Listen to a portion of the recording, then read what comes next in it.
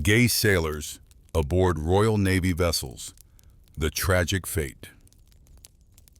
Life aboard a Royal Navy ship was brutal hard work, cramped decks and nowhere to hide. For gay sailors, it could also be deadly. Picture it, hundreds of men packed into a wooden ship, sleeping inches apart, months at sea, with no privacy and no escape. Bonds formed, some brotherly, some not. A shared blanket, a hand that lingered too long, a whispered promise on night watch.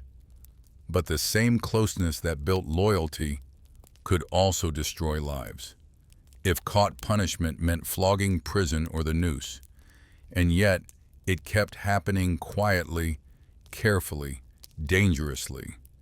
They lived in fear, but also in defiance, finding connection in the one place the world said they couldn't.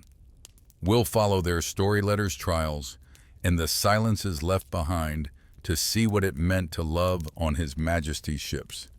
Tell me the exact time you're watching Dawn Patrol or Midnight Tide. If this story pulled you in, tap like so the next one sails a little farther.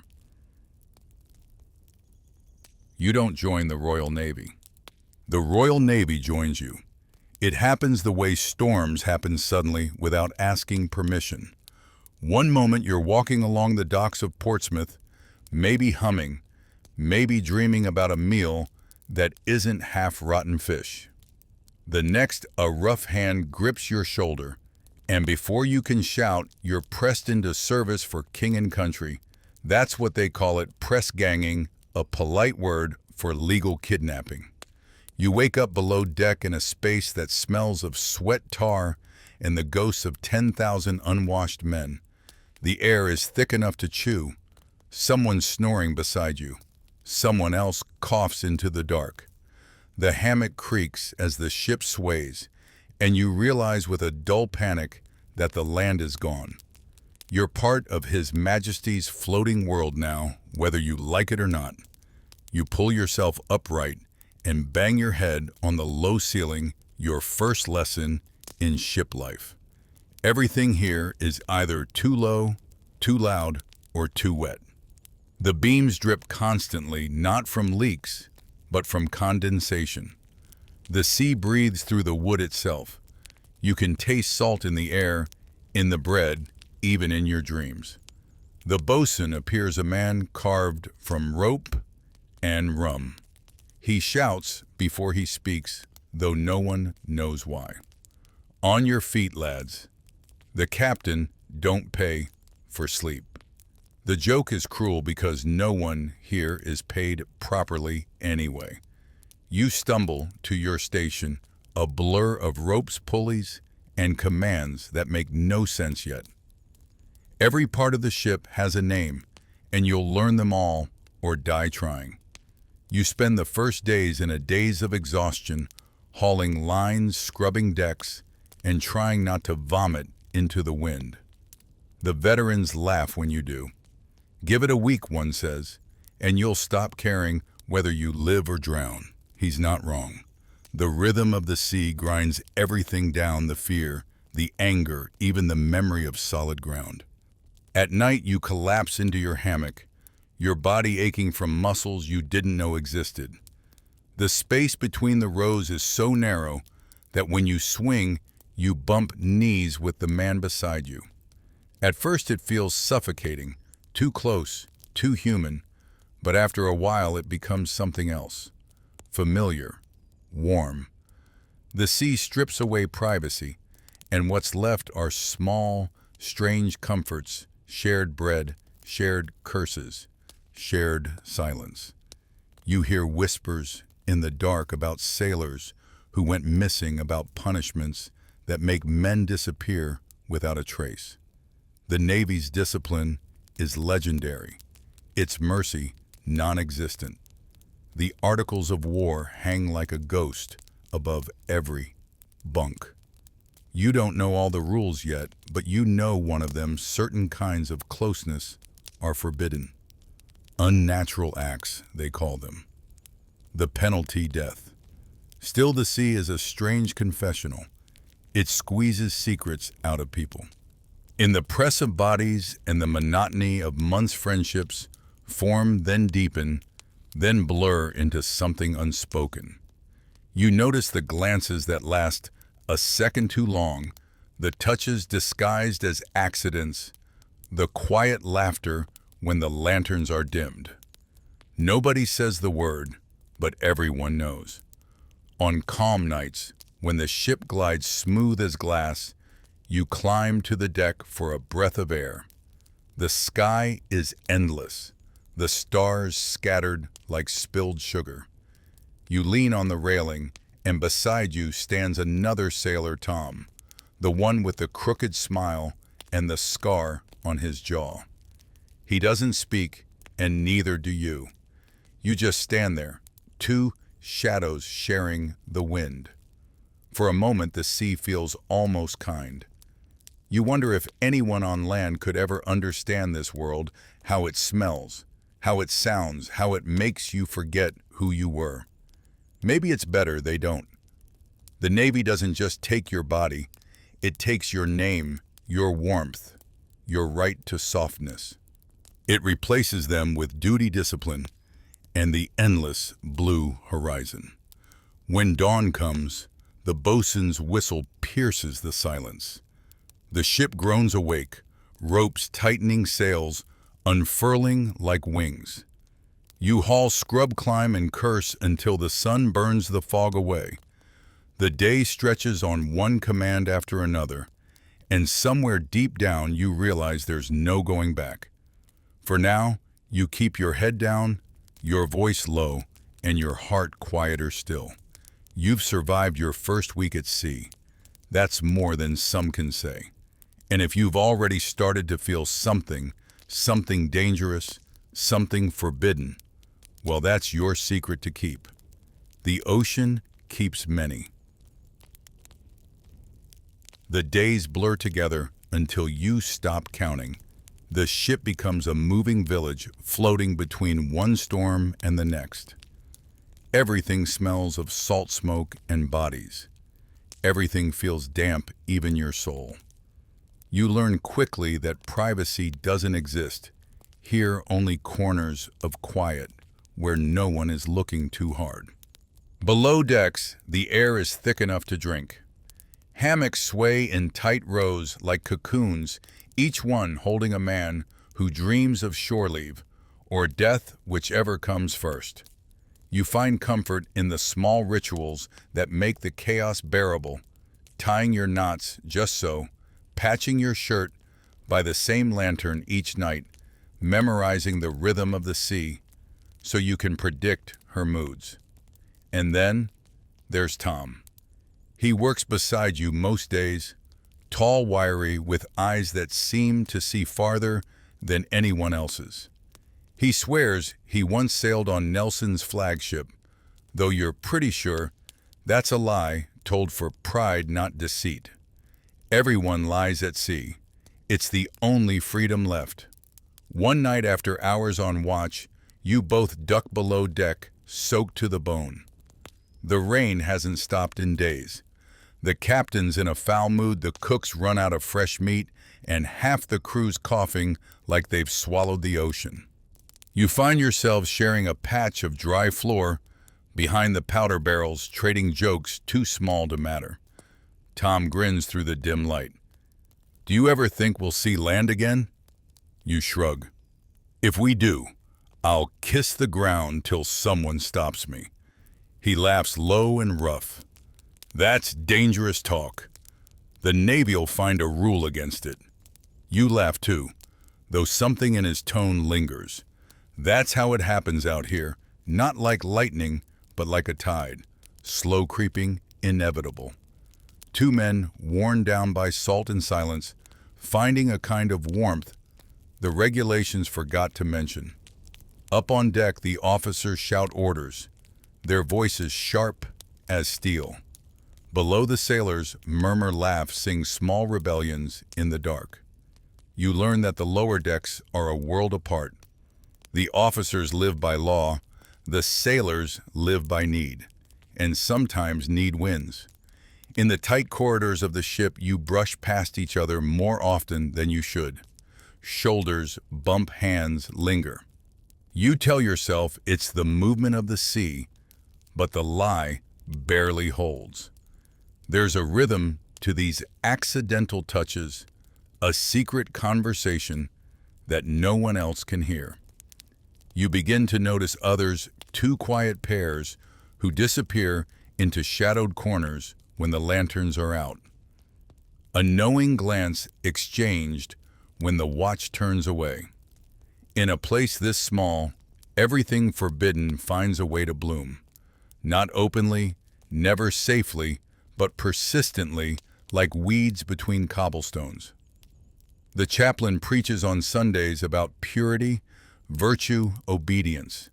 He talks about the king, the empire, and God's wrath. His voice echoes off the beams, while the crew shifts uncomfortably, each man pretending not to think about what the sermon condemns. The irony isn't lost on anyone. The sea forgives, but the Navy doesn't. The worst punishment isn't death, it's exposure. To be caught, to be named, to have your secret dragged into daylight for judgment. Men whisper stories of trials on other ships, how one wrong word, one unlucky witness can ruin a life. The articles of war don't care about mercy, they care about control. For the detestable and abominable crime, the law says the punishment is death. No exceptions, no appeals. Yet the strange thing is people still risk it. Loneliness carves holes deeper than fear. Out here, surrounded by endless blue, a kind word can feel like rebellion, a shared glance like salvation. You start to understand why sailors talk about the ocean as a living thing. She's the only one who sees everything and says nothing. One evening after a long watch, you and Tom end up by the gun deck. The lanterns sway, casting golden halos on the wet floorboards. He sits close, too close, and for a long time neither of you speaks. You can hear the ocean through the hull, a slow heartbeat beneath your feet. Then he says softly, "Don't get yourself killed out here." You don't answer because the words sound too much like a promise. Outside, thunder rolls in the distance. The crew moves to secure the sails boots thudding overhead. You stay below, listening, thinking about the thin line between loyalty and longing. The Navy might command your body, but it doesn't own your heart. Later, as you drift to sleep, you feel the hammock sway. A hand brushes yours in the dark, brief, certain human. No one speaks. You just breathe in the salt air and pretend it's the wind. By the third month at sea time, no longer feels real. Days melt into one another like wax, and the ocean becomes your entire universe, an endless gray that swallows the sky. You stop marking the calendar scratched into the mast. The ship itself becomes the measure of your life. You know it by sound now, the creak of ropes, the clatter of buckets, the steady heartbeat of waves beneath the hull. You wake before dawn, same as always, to the call of the bosun's whistle. The deck is slick with salt, and your breath steams in the cold. Men shuffle past, half asleep, grumbling under their breath. You've learned to move quickly. Slow sailors attract punishment. The Navy loves discipline, the way the ocean loves swallowing fools. Breakfast is a ritual of resignation, a chunk of hardtack so dense it could dent the deck, and a tin of briny stew that smells faintly of despair. You chew because there's no choice. Across from you, Tom smirks, breaking his bread against the table. "I think this one fought back," he says. You laugh because humor's the only seasoning you get out here. But not everyone laughs. Some men sit silent, eyes hollow, staring at the wood as if they could see their old lives through it. Sailors are ghosts in waiting half dead, already kept alive by the motion of duty.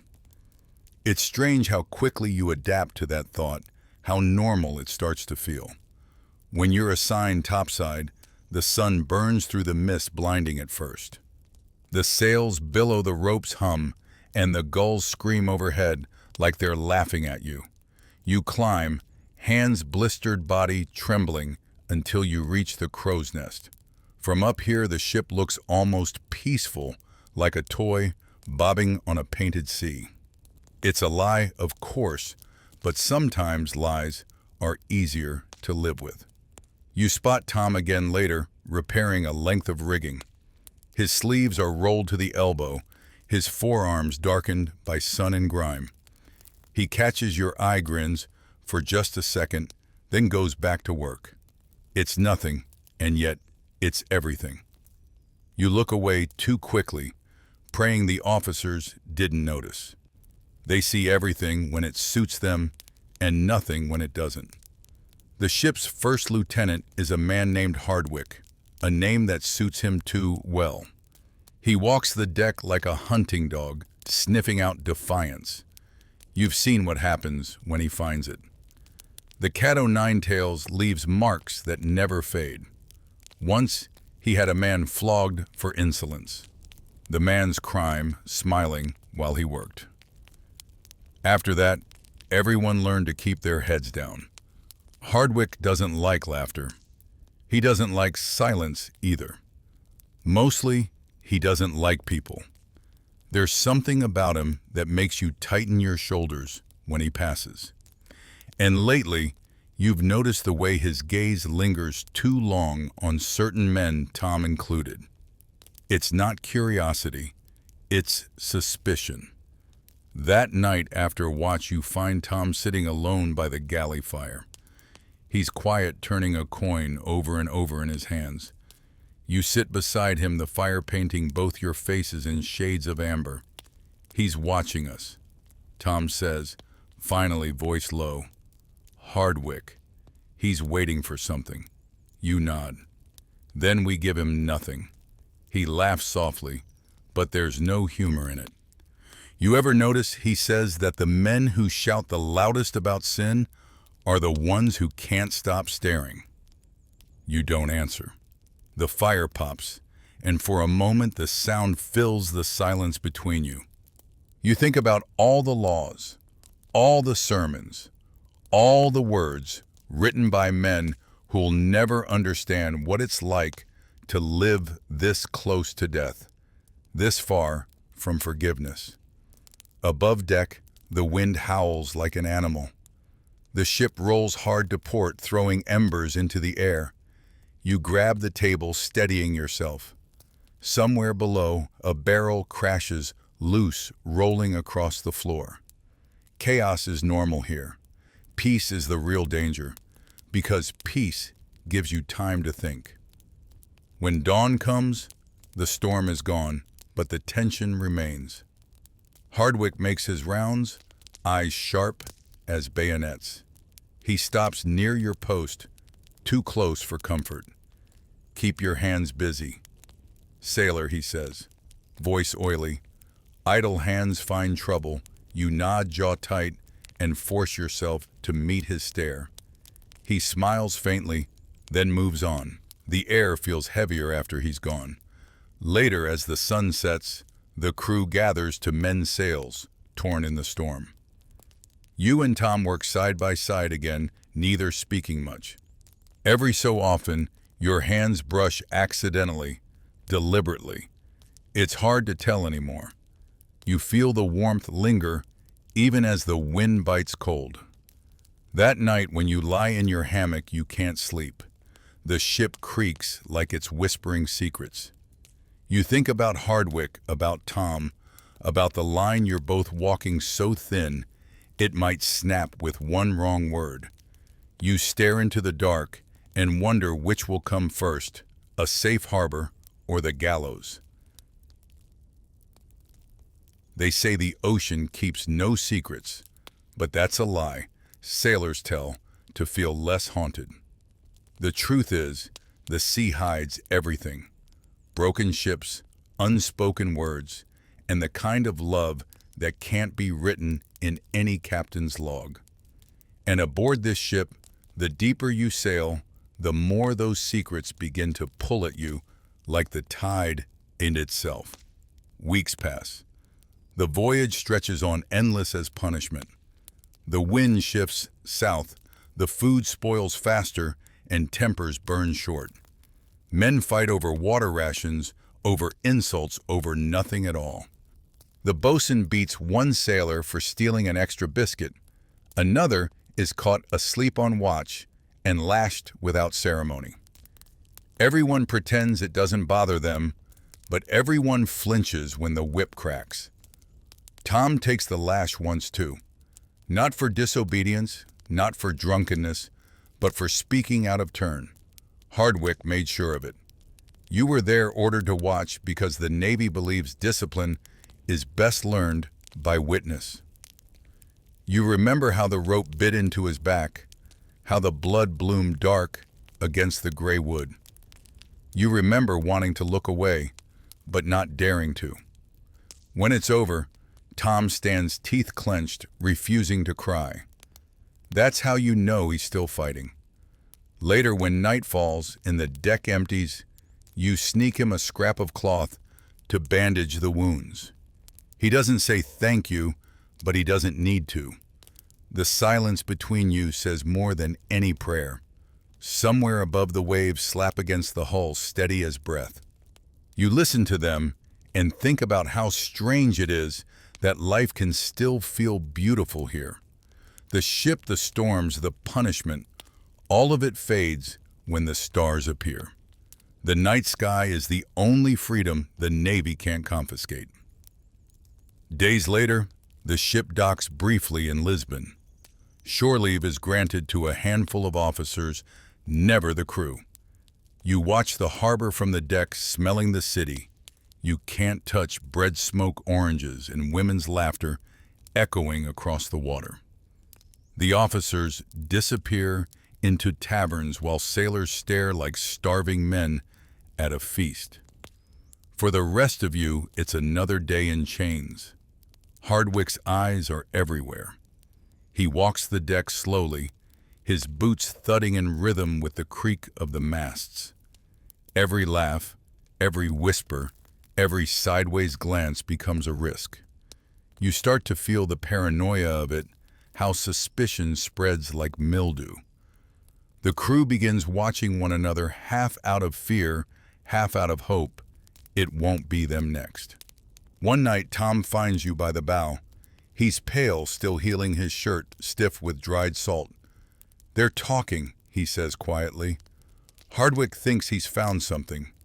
You feel the air drain from your chest. "What do you mean?" "He's watching us," Tom says. "And if he can't prove it, he'll make something up." You look out to sea. The water glows faintly under the moon, calm and endless. It's strange how such beauty can sit right beside such cruelty. "Then we keep our heads down," you say. "Give him nothing." Tom gives a tired laugh. "You still believe the ocean forgives, don't you?" You don't answer. You just keep looking at the horizon until the stars blur. The next morning, Hardwick holds inspection. He paces the deck like a vulture barking questions, tearing into any sailor who blinks wrong. When he reaches Tom, he stops. The silence stretches too long. "You," he says finally, voice sharp as broken glass. "I hear you've grown close with your bunkmate." The crew goes still. Every man knows what that means. The word sodomy hangs in the air, unspoken, heavy as lead. You feel your heart hammering. One wrong word could doom you both. Tom looks straight ahead, jaw-tight eyes fixed on the horizon. "We work together, sir," he says evenly. "That's all." Hardwick smirks. "See that it stays that way." When he moves on, the silence doesn't break. The crew exhales as one, but you don't. You can still feel the captain's shadow lingering on your skin. That night sleep doesn't come. The hammocks sway, the ship hums, and the darkness feels alive.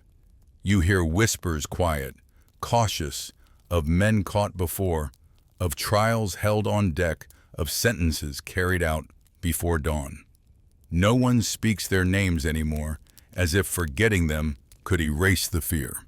You close your eyes and picture land, the noise of a port city, the smell of bread, the warmth of sun that isn't filtered through mist. You tell yourself that someday you'll see it again. You have to believe that, or else the sea will eat you alive from the inside. Then through the dark, Tom's voice whispers, "If something happens," he says softly, "don't try to save me." You open your mouth to argue, but the words die in your throat. The ship creaks again, a slow, mournful sound like it knows what's coming. Dawn comes pale and colorless, like a ghost of light. The deck smells of salt sweat and fear that lingers in the air thicker than fog. You wake with your heart already pounding because you know before anyone says it, something's gone wrong. The ship has changed somehow. You can feel it in the way the men move, too quiet, too careful. By the time you climb on deck, Hardwick is already there, standing near the mainmast, coat buttoned high, face carved into that expression sailors learn to dread. 2 Marines flank him, muskets gleaming dull in the gray light. And beside them, Tom. His wrists are bound. His face is blank, too calm, the way a man looks when panic has burned itself out. Someone must have talked, or maybe no one did. Sometimes in the Navy, accusation is enough. Hardwick's voice cuts through the wind like a blade. This man has been charged with conduct unbecoming of His Majesty's service. The crew stares at the planks, avoiding each other's eyes. Everyone knows what that means. No one dares speak it aloud. You stand frozen, hands shaking, knowing if you look at Tom, it will betray everything. But you do. You can't help it. He meets your eyes for a heartbeat, and in that heartbeat, everything that's ever mattered exists. Their laughter, fear, salt nights, under the stars, whispered words, the sea swallowed whole. Hardwick keeps talking, but you barely hear him. Something about the articles of war, about purity, about example. The words are old and cruel, spoken 1,000 times before by men who think morality is measured in obedience. Tom doesn't beg. He doesn't explain. He stands straight, proud, even like a man already gone. And that's when you realize he knows he won't survive this. The Navy doesn't forgive sins it can't control. Later, when they drag him below deck to await the captain's verdict, no one moves to stop them. What could you do? Mutiny is its own death sentence. The silence afterward feels unbearable, pressing down on you like the weight of the sea itself. The rest of the day drags on like a nightmare you can't wake from. Orders are shouted, ropes are coiled, decks are scrubbed, but it's all just noise, a desperate attempt to pretend nothing happened. The men work faster, harder, as if speed could keep their minds from wandering to the brig below. At night, when your shift ends, you linger by the hatch that leads to the lower decks. You tell yourself you're only passing through, but you stop anyway. The guard stands nearby, half asleep, a bottle of rum hanging from his fingers. You slip past him like a shadow. The air below is damp and heavy. Lantern light flickers across the iron bars.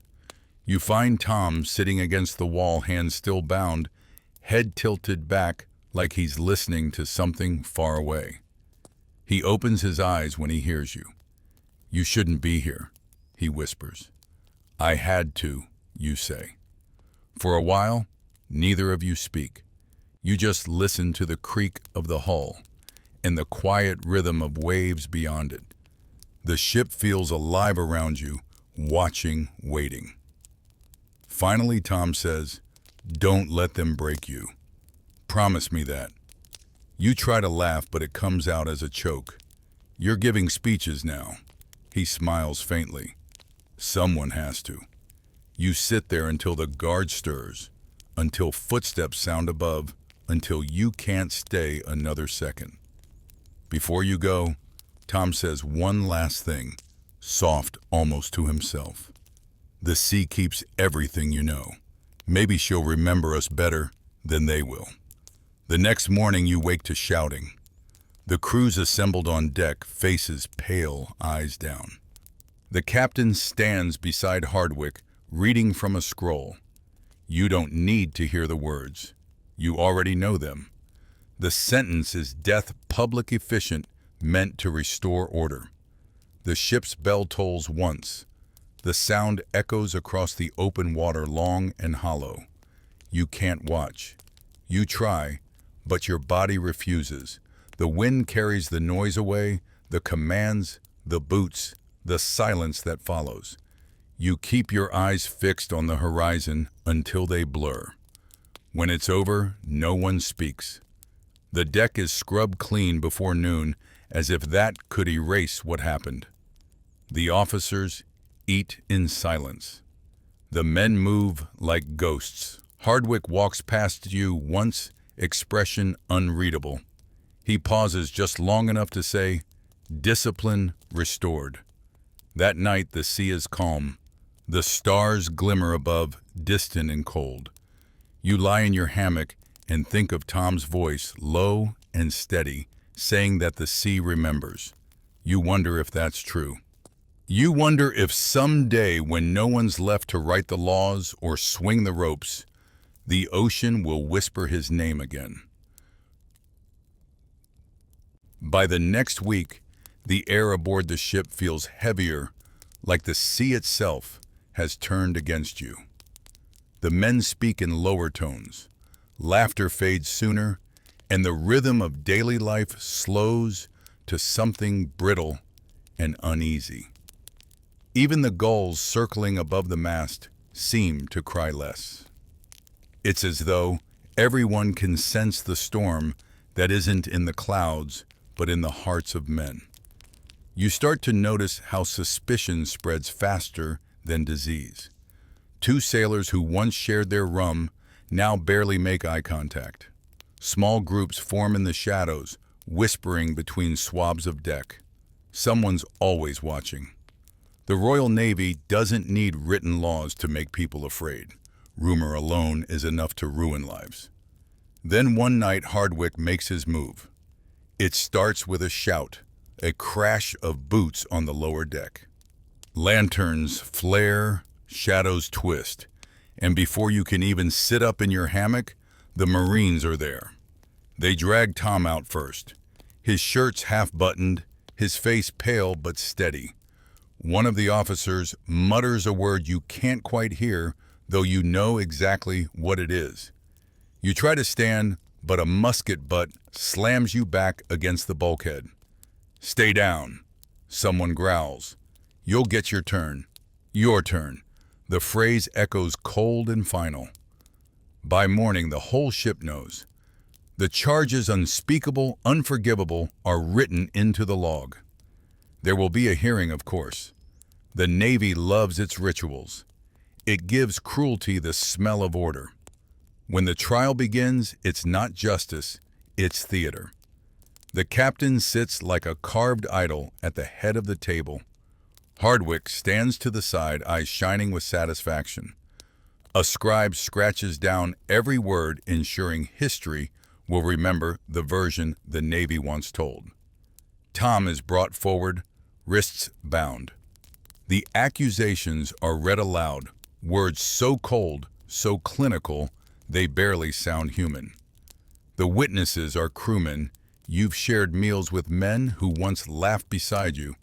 Now their voices tremble with practiced outrage, as they swear they saw inappropriate familiarity. You're called next. Your throat tightens as you walk to the center of the deck. Hardwick's gaze cuts into you, daring you to falter. Do you deny knowing this man intimately? He asks, his tone dripping with mock civility. Every heartbeat feels like a drum in your ears. You want to scream that it's all lies, that what they call sin was simply kindness in a place where kindness was forbidden.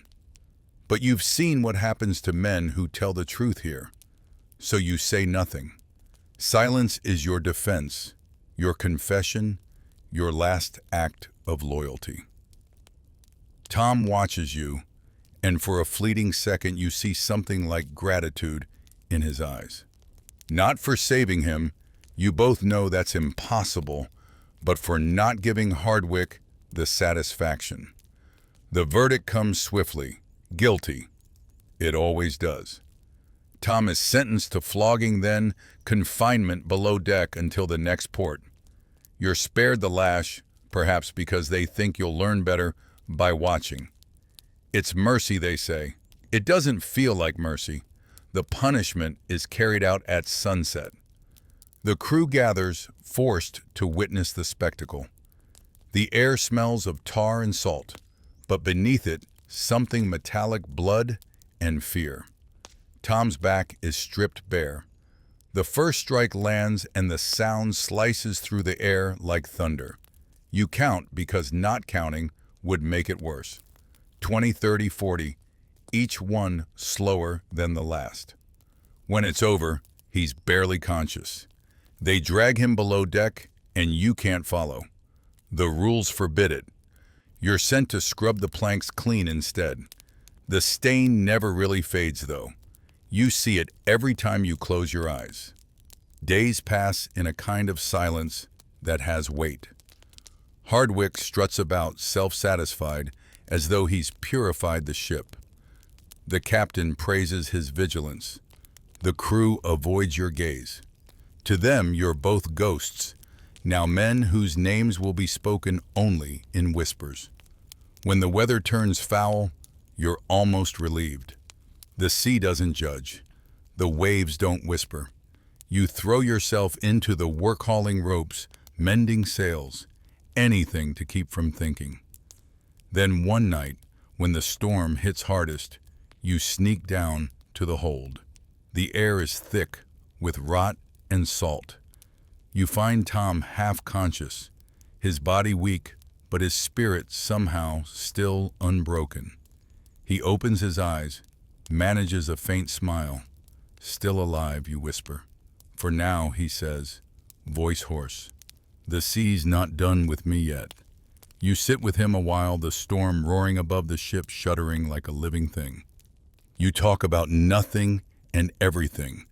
The smell of home, the feel of sunlight, the kind of peace that seems impossible now. When you finally leave, you promise yourself you'll remember him, that someone will.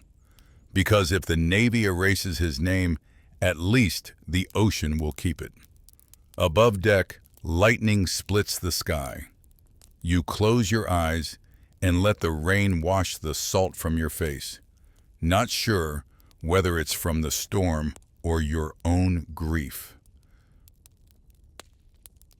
The storm clears by dawn, but the sea still heaves restless and bruised. The deck smells of wet rope and wood swollen with rain. You move quietly, every muscle aching your body, caught somewhere between exhaustion and numbness. The other sailors avoid your eyes. They don't need to say it aloud. You've become a reminder of what happens when men step outside the invisible lines drawn by power. Tom is gone. Transferred, they say. No one tells you where. Some whisper he's been sent ashore in disgrace. Others that he died below deck during the storm. Either way, he's erased from the roll book, and in the Navy, that's as good as death. For days, you work like a ghost, hauling, scrubbing, obeying orders before they're even shouted. Hardwick seems almost bored now that his prize has been taken, but he watches you all the same, like a man waiting for embers to die. You notice how strange the ship feels without Tom. The rhythm of the crew has changed. Laughter is quieter, songs shorter. Nights used to hum with stories and card games, but now the silence feels endless. It's funny how one man's absence can hollow out an entire ship. One evening, while cleaning the gun deck, you overhear two sailors whispering behind a crate. "He was a fool," one says. "Should have known better." You can't change the rules. Rules, the other mutters, are written by the men with whips. You keep your head down, but something about those words stays with you. The men with whips. How neatly that sums up everything. Discipline, morality, empire. They're all just tools in the same box. A few nights later, the ship anchors off the coast of Gibraltar. The officers are granted leave again. The crew, as usual, stays behind, kept busy with meaningless repairs. But a few men, quiet ones, the kind who have seen too much, find ways to slip away under cover of darkness. You're one of them. You climb into a small rowboat with 3 others. No one speaks. The oars dip into the water without a sound. The city lights ahead, flickering like stars, fallen into the sea. When you reach the shore, the air feels different, warm, alive, filled with voices and smells that remind you what being human once felt like. You drift toward a tavern at the edge of the port. Inside, it's dim and loud, full of sailors from a dozen nations. French, Spanish, Portuguese, they all blur together under the haze of cheap rum and tobacco. Somewhere in the corner, a fiddle plays, rough but earnest. You take a seat, order a drink you can't afford, and let the warmth burn down your throat.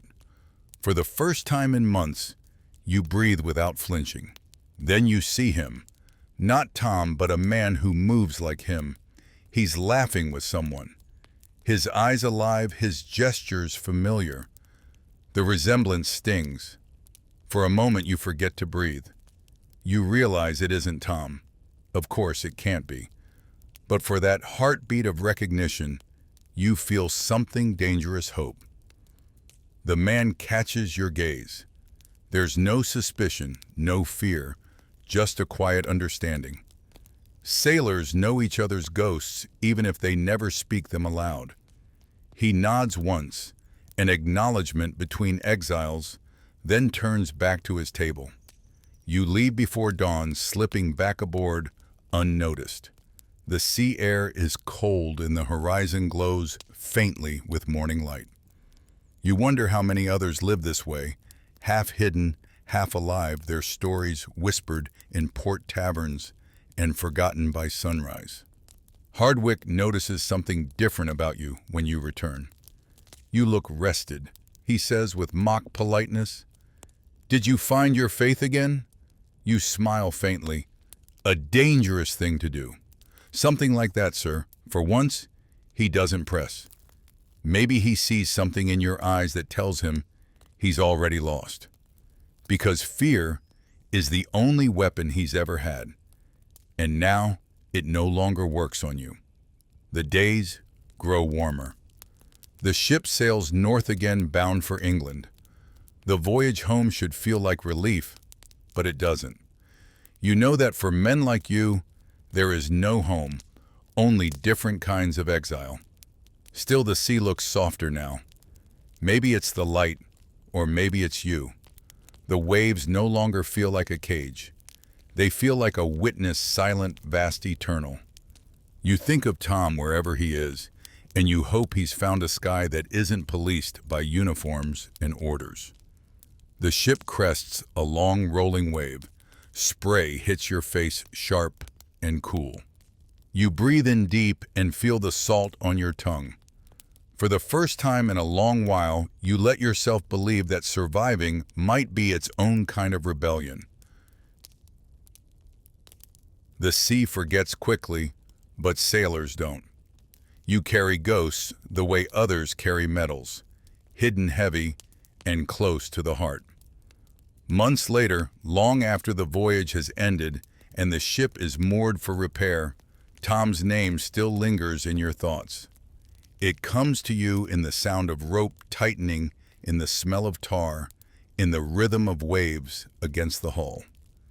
Every small thing becomes a reminder of what the Navy tried so hard to erase. There's a saying among old tars, the Navy breaks you twice, once when you join and once when you leave. You start to understand it. Freedom feels strange, now almost unwelcome. You walk the dockside streets of Portsmouth with coin in your pocket and nowhere to go. Sailors spill out of taverns laughing too loud, pretending they don't hear the same ghosts you do. The pubs are full of noise, but underneath it all, there's a quiet code, a network of glances and half smiles. You notice it now because you've lived inside that silence. The same kind of men, cautious and clever, finding comfort where the world forbids it. Maybe the Navy didn't invent that secret language. Maybe it only refined it. You find work on another ship soon after, a merchant vessel bound for the Caribbean. It's smaller, humbler, but the sea is still the same.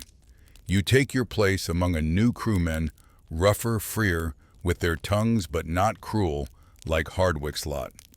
There's laughter here that isn't watched or weighed. You almost forget what that feels like. But forgetting isn't simple. One evening, as the ship drifts through calm waters, a sailor named Ellis sits beside you offering a tin cup of rum. He's younger, softer spoken, the kind of man who listens more than he talks. "You were Navy, weren't you?" he asks. You nod. "Long enough." He studies you for a moment, then grins. Then you know what it's like to live under eyes that never blink. You chuckle despite yourself. Aye. And to learn how to move when no one's looking. Something flickers in his gaze. Recognition, maybe. Understanding. You don't name it, but you both feel it. Over the following weeks, the unspoken friendship deepens. You share shifts, share stories, share the kind of quiet that doesn't need words. Sometimes when the others are asleep, you both sit by the stern, watching moonlight play across the water. The sea, that old accomplice, keeps its mouth shut. Still, even peace comes with risk. One night in port, a fight breaks out among the crew. Too much rum, too many slurs flung in the dark. A few sailors jeer at Ellis, their voices sharp and ugly. You step between them without thinking. The first punch lands squarely on your jaw, but you don't stop. The scuffle ends with you bruised and breathless, the others hauled off by the first mate. Ellis helps you up, shaking his head. "You're going to get yourself killed for doing that." You spit blood and grin. "Then at least I'll die for something worth it." After that, the others leave you both alone. It's the strange mercy of sailors. They'll judge. They'll sneer, but they won't talk long. The sea takes gossip the same way it takes men, quick and complete. When the ship reaches Jamaica, you disembark with your pay. Ellis stays behind, bound for another voyage. You clasp hands, brief, tight, wordless. That's all you can risk. But as you walk down the dock, you hear him whistle a tune you'd hum nights before. A small, defiant song that makes you smile through the ache. Years go by. You drift from port to port, ship to ship. The Royal Navy fades into memory, though its shadow never fully leaves. You meet others like you, men who live between laws, surviving on silence and wit. Some became cooks, some carpenters, some preachers. One even ran a boarding house in London where sailors could rest a night without questions. They were all survivors in their own way, carrying a history no book would bother to record. Sometimes you wonder what Tom would think if he could see it, the quiet network of the forgotten building lives in the spaces between shame and survival. Maybe he'd laugh that small, crooked laugh of his. Maybe he'd say, the sea was always queer. In its own way, wild, untamed, refusing to belong to any law but its own. Decades later, when you find yourself old and gray, standing by a harbor once again, the sound of gulls above feels softer somehow. You close your eyes and listen. The wind still carries whispers, faint, patient, eternal. You can almost hear his voice in it, still alive. You smile, for now. And though the sea has taken everything from you, friends, time's certainty, it's also given you something rare. The proof that love, in whatever form it takes, can survive even in the places built to destroy it. The waves lap at your boots. The horizon glows gold with the dying light. Somewhere out there, a ship creaks and sighs like a memory returning home. The wind changes again, years pass, and history with it. You're no longer the young sailor who once flinched at every whistle of authority. Now you've become the kind of man who recognizes the echo of oppression even in silence. The Royal Navy sails on its ships, gleaming its captains proud, but beneath that polish you know the same cruelty lingers like salt in wood. You work the docks now, an old hand who's seen too much. The new sailors don't ask where you came from. They just call you Old Jack, the man who can tie a line blindfolded and predict storms by smell. You let them believe that's all you are. It's easier that way. Sometimes the papers mention reform, how the Navy is cleaning up its image, modernizing discipline, improving the welfare of its men. You almost laugh. Words change faster than hearts. A law may forbid flogging, but shame never needed a statute to thrive. It just finds new uniforms to wear. One evening as you mend a net by lantern light, a younger dockworker sits beside you. "You were Navy, weren't you?" he asks, eyes wide with the kind of curiosity that still believes in heroes. You nod slowly. "Once." "What was it like?" he asks. You pause, fingers still on the rope. Loud you say at last. "And quiet in all the wrong places." He frowns, not understanding, and you don't explain. How could you? How could you tell him about the way laughter was rationed, about how affection could be a death sentence? How could you describe the kind of loneliness that doesn't end when the voyage does? The truth would only weigh him down, and the young have enough burdens of their own. But some nights, when the docks go still and the city's glow fades into mist, you let your guard slip. You walk to the water's edge where the tide breathes softly against the stones. There you talk to the sea as if it might answer. You tell it about Tom, about Ellis, about all the names swallowed by time. You remind it that you remember. You've become something the Navy never intended, a living archive of everything it tried to erase. And though the thought aches, it also comforts you. Because if memory is rebellion, then you've been rebelling your whole life. A few years later, a letter arrives from London. It's from a man you barely remember, a surgeon who once served aboard the HMS Valiant, who tended Tom's wounds in the hold. He writes of retirement of conscience, of nightmares that never quite left him. "I was wrong to stay silent," he admits. "I hope you'll forgive me for it." You fold the letter and stare at it for a long time. Then you place it in your sea chest beside a coin that once belonged to Tom. Forgiveness isn't easy, but neither is forgetting. The world beyond the harbor keeps changing. The industrial age rises. Steam replaces sail. The Navy grows larger, louder, and yet somehow smaller in spirit. The papers celebrate its victories, but never its victims. And somewhere in the noise of progress, your story, and the story of men like Tom, fades from official memory. Still you know better. The ocean remembers everything. You meet others, even in old age men, who recognize something in your gaze, a shared defiance, a quiet understanding. One night in a tavern lit by cheap candles, a younger man tells you about London's hidden world. A place where men like you can live without fear, in rooms filled with laughter music and candlelight.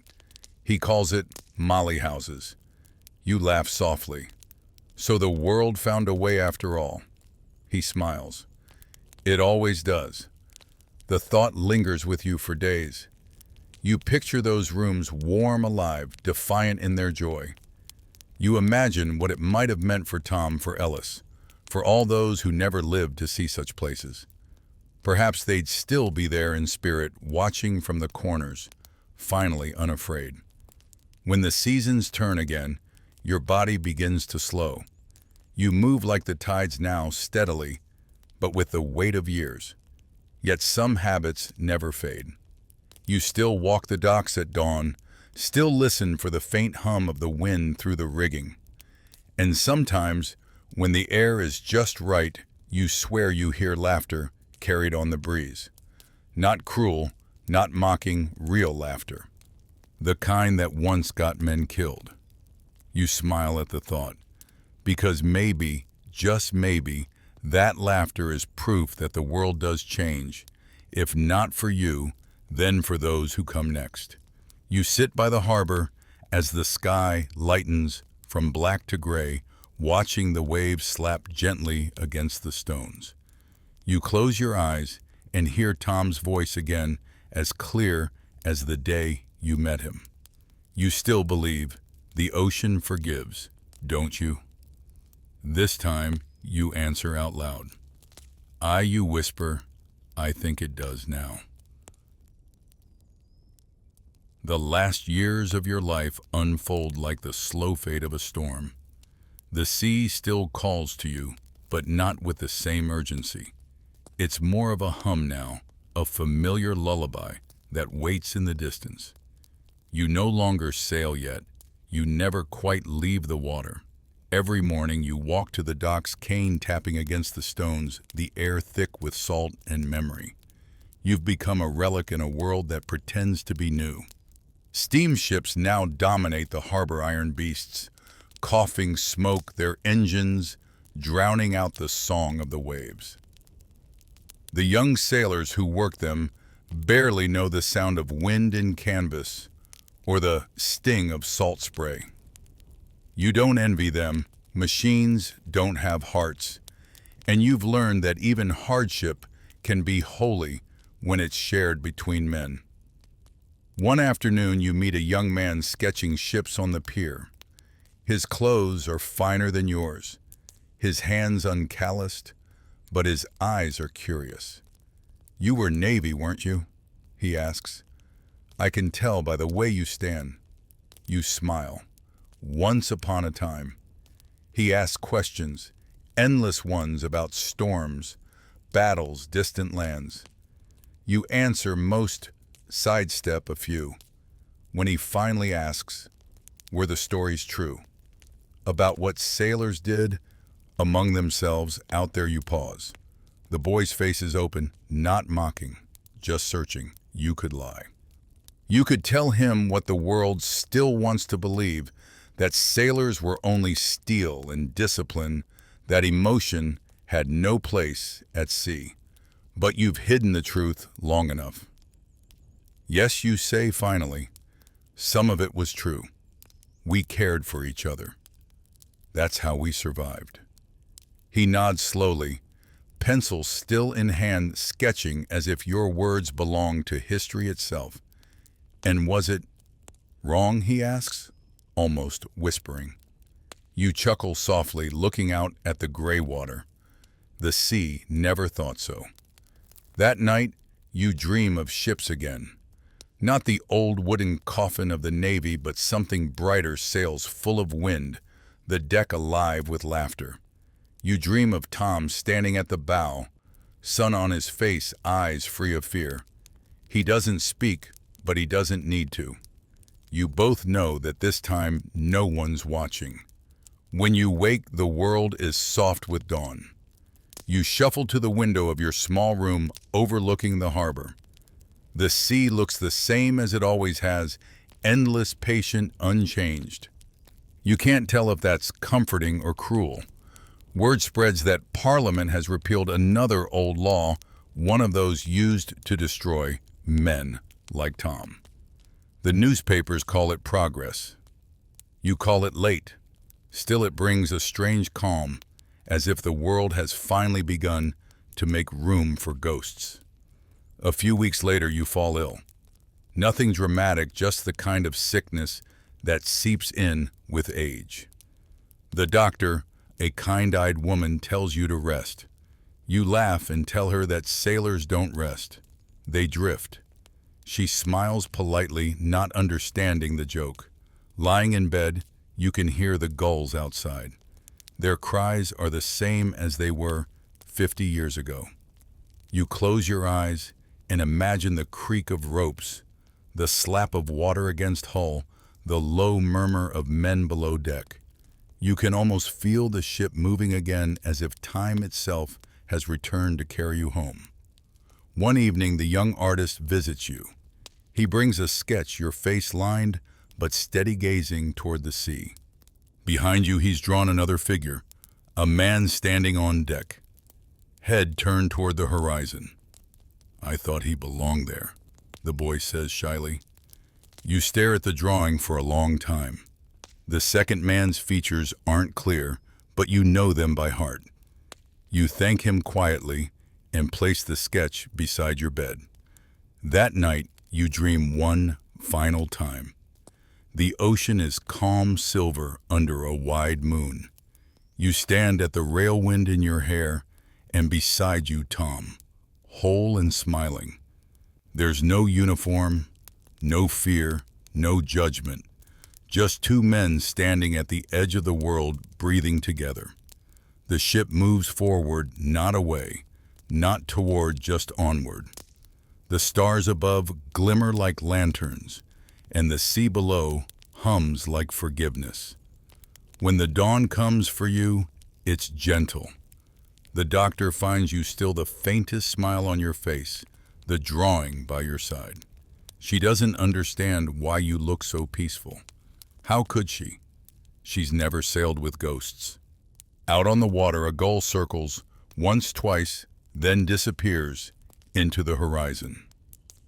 The tide rises, the waves sigh, and the world carries on, unaware that one of its truest sailors has finally gone home. The sea outlives everyone, it always does. Centuries pass, ships rot into coral, and the names of men like you dissolve into silt. Yet somehow, their stories linger tucked into the spray and the wind, waiting for anyone quiet enough to listen. That's the thing about the ocean, it remembers everything, even when the world prefers to forget. Generations after your death, boys still run along the docks, dreaming of adventure. They still look at the horizon and imagine glory, never knowing what it cost. The ones who came before. The Royal Navy is history now, its sails replaced by steel, its rules rewritten, its punishments softened. But the ghosts, they never leave. They cling to the hulls of museum ships and whisper to those who dare to walk their decks at night. One such boy years later might wander through the Maritime Museum in London. He'll pass the polished cannons, the oil portraits of admirals, the plaques that praise discipline and honor. But in one quiet corner, he'll find something else, a small display about the forgotten sailors. The label will read, "Men punished for crimes of the heart." He'll linger there longer than he expects, studying a faded letter, a ship log, a torn scrap of uniform cloth. And maybe, just maybe, He'll feel that same shiver you felt all those years ago, the one that comes when the truth brushes too close to the surface. He won't know your name, but he'll sense your presence all the same. Some nights, the modern sailors on cargo ships still joke about the voices they hear when the fog rolls in. Old ghosts, they laugh lighting cigarettes on deck. But a few those who felt real loneliness don't laugh. They listen. They hear the rhythm of the waves and the creak of ropes, and for a heartbeat, the world feels older than time. And if they listen long enough, they might hear a whisper, carried by the wind, soft but steady, "You're not alone." That's the legacy you left behind, not in statues or songs, but in the quiet courage that teaches men to live honestly, even when the world tells them not to. You didn't set out to make history. You just tried to survive. But in doing so, you and others like you carved space for a future that could finally breathe. The sea has always been a paradox, freedom and captivity, beauty and brutality, truth and silence. For men like you, it was both cage and refuge. It demanded everything and gave almost nothing, yet somehow you found meaning in its indifference. Now, long after your story has drifted into legend, the ocean still carries it. Every wave that breaks along the coast hums a fragment of your life. The laughter in the dark, the fear of discovery, the stubborn heartbeat of defiance. So if one night someone stands on a quiet pier looking out across the black water and feels that strange ache of recognition, they'll know. They'll know that somewhere out there, your ship still sails, cutting through the fog, crewed by all the forgotten souls who refuse to be erased. And when the moon rises high and the tide whispers against the stones, they might close their eyes and hear the faintest echo of a voice yours saying softly, "Still alive," because history never truly buries what refuses to drown. The sea doesn't rest, and neither do the men who serve her. The ghosts of that last story fade into the mist, replaced by the creak of timber, the crack of a whip, and the endless groan of waves against oak. So now you wake again aboard a Royal Navy man of war where duty begins before dawn. The ship wakes before you do. Timber groans, ropes tighten, and a chorus of half-awake curses rises from the gun deck like a grumbling hymn. "All hands up and ready," bellows the boatswain, his voice slicing through the dark like a cannon shot. You jolt upright, head bumping the low beam above your hammock.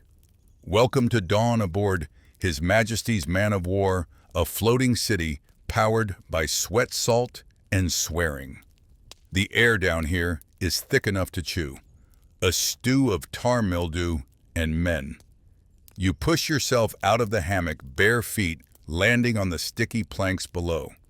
Someone's already spilt grog, someone else is still snoring, and the rats are darting back to their holes' tails, glinting like tiny ropes. You stretch your back and mutter something creative about the boatswain's ancestors before pulling on your grimy shirt.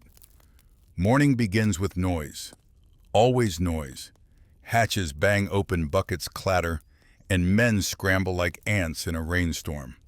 You join the line for your ration of salt pork and hardtack, 2 slabs of misery served daily with a side of damp air. The ship's cook, known only as belly ladles, something gray into your tin bowl. "Eat fast," he growls, "the bell don't wait for no sailor." You chew in silence, jaw aching, the biscuit so hard you could use it to patch the hull. Some men dip it in their rum to soften it.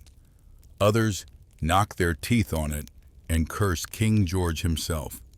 You'd think a nation that rules the waves could afford a better breakfast, but here on the lower decks, comfort is something you hear about, not experience.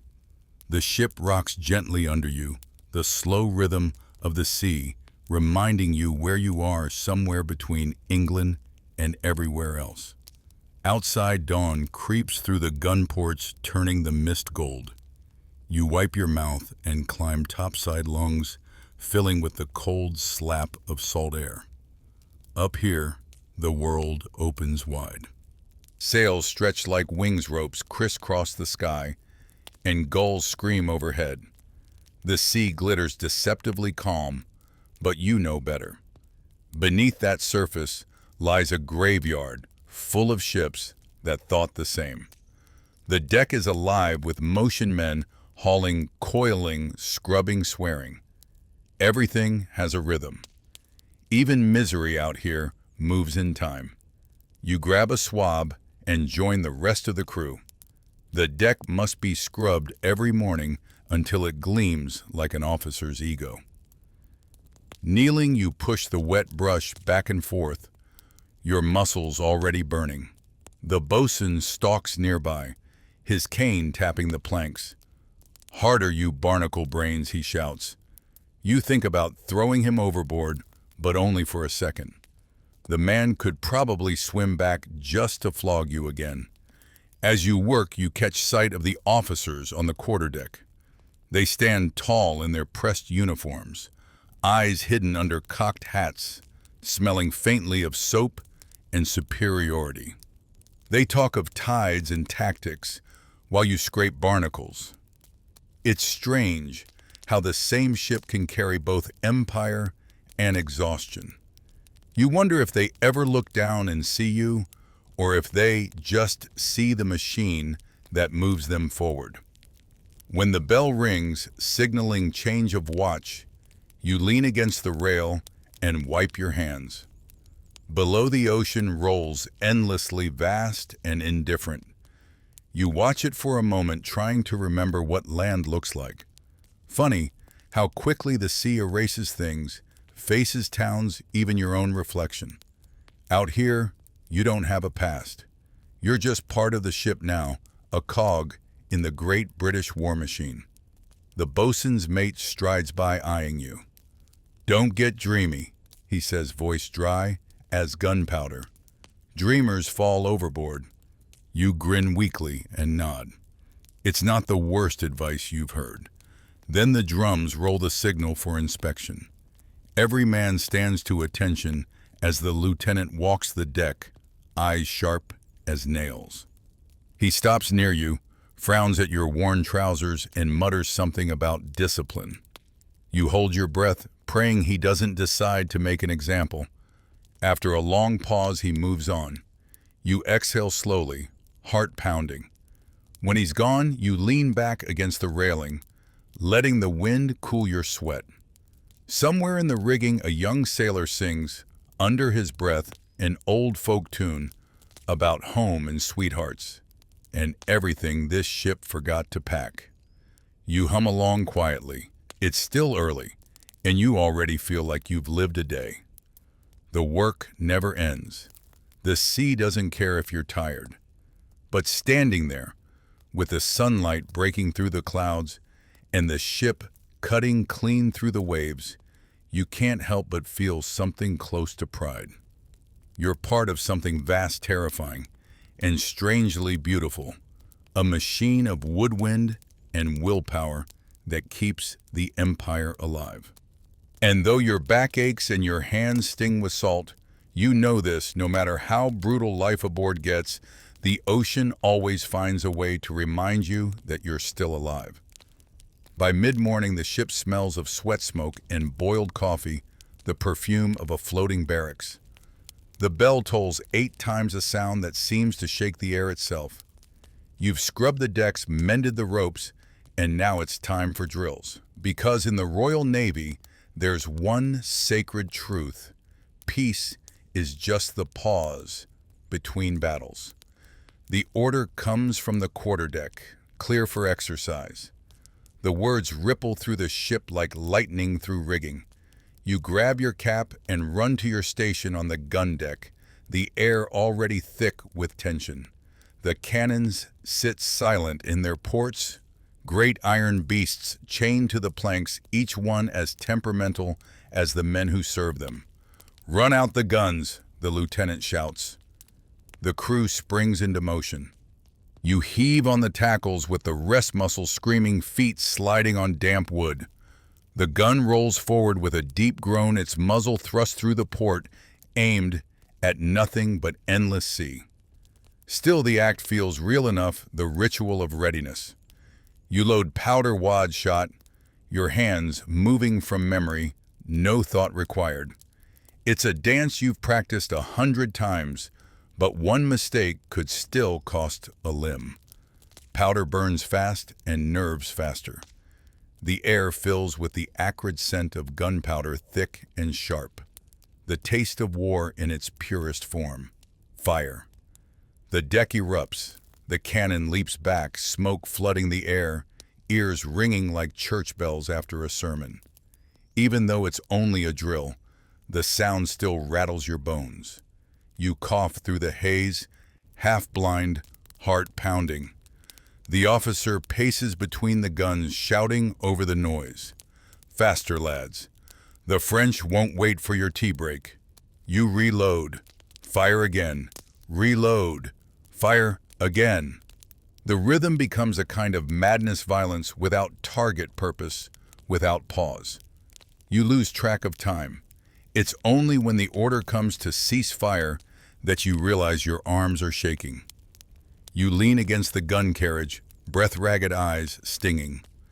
Above, the lieutenant announces the time, 2 minutes and 30 seconds between volleys. Not bad, but not perfect. His Majesty expects better, he declares. You bite your tongue to stop from saying what you think His Majesty can do with his expectations. The smoke clears slowly, drifting through the open ports. Sunlight filters in, slicing through the haze in golden beams. For a brief moment, the gun deck almost looks holy, like a cathedral of destruction. You wonder how many prayers have been whispered here, half of them ignored. When the drill ends, you're sent aloft to help furl the mainsail. It's dizzying work climbing the ratlines while the ship rolls beneath you, wind clawing at your clothes. From up here, the deck looks small, the men like ants crawling over the ribs of a giant. You move carefully, rope biting into your hands. The world from the masthead is another universe. The horizon stretches forever, the ocean glittering like hammered steel. You can almost forget the stink, the shouting, the bruises. Almost. Below, the officers' voices echo faintly. Orders, reprimands, the constant hum of command. Up here, though, you can finally hear yourself think. You remember the first time you saw a ship like this? Its sails like thunderclouds, its cannons lined like teeth. You thought it was glorious. You didn't know that glory smells like tar and tastes like salt and fear. A gust catches your hat and whips it into the wind. You watch it vanish, a tiny black speck swallowed by the waves. The loss stings more than you expect, not because of the hat itself, but because it reminds you how small you are compared to everything else. When you climb down, your hands are raw palms, striped red. The bosun claps you on the shoulder and grins. "Still got all your limbs, eh?" You're learning. You smile back, but the ache in your shoulders tells a different story. Lunch is announced by a single bell. The galley serves pea soup thick enough to patch sails and bread that crunches like gravel. You eat fast, ignoring the weevils that float to the top. Everyone does. Hunger is a better seasoning than any spice. Across from you, a fellow sailor named Briggs tells a story about a shipmate who once tried to smuggle a cat aboard in his jacket. "Didn't last a day," he says, grinning. Cook thought it was a rat. Laughter ripples through the mess. It's not joy exactly, but something close proof that humor can survive even in hell. When the meal's done, you're back at work. Always back at work. You haul ropes, polish brass, patch sails, scrape barnacles. The rhythm becomes hypnotic, pull, scrub, lift, repeat. The sea rises and falls beneath you, steady and eternal like a heartbeat. As afternoon fades, the ship settles into its routine hum. You take a moment to rest by the railing, watching dolphins leap alongside the bow. The men cheer as if the animals are old friends. Maybe they are. Out here, anything that reminds you of joy feels like a miracle. You breathe deep, filling your lungs with air that smells of salt and sun. The horizon blurs into gold, and for a moment you let yourself believe that life aboard isn't just survival, it's something more, something noble. Then the lookout's cry splits the air, sail ho. Your pulse jumps. The officers scramble. The crew snaps to life. Drills are one thing, real battle is another. And as you rush to your post, you can't help but think, here we go again. The alarm spreads across the ship like wildfire. The deck explodes with motion boots, thundering ropes, whipping shouts echoing down the masts. The calm of routine vanishes, replaced by the electric chaos of potential combat. The officers bark orders from the quarterdeck, while drums hammer out the rhythm of readiness. You sprint toward your gun station, heart pounding hard enough to shake your ribs. The lookout's voice booms again through the fog, unknown sail to leeward. The words hit you like a gust of cold wind, unknown. Could be French, could be Spanish, could be someone even less polite. The captain strides to the forecastle spyglass, in handcoat flaring in the breeze.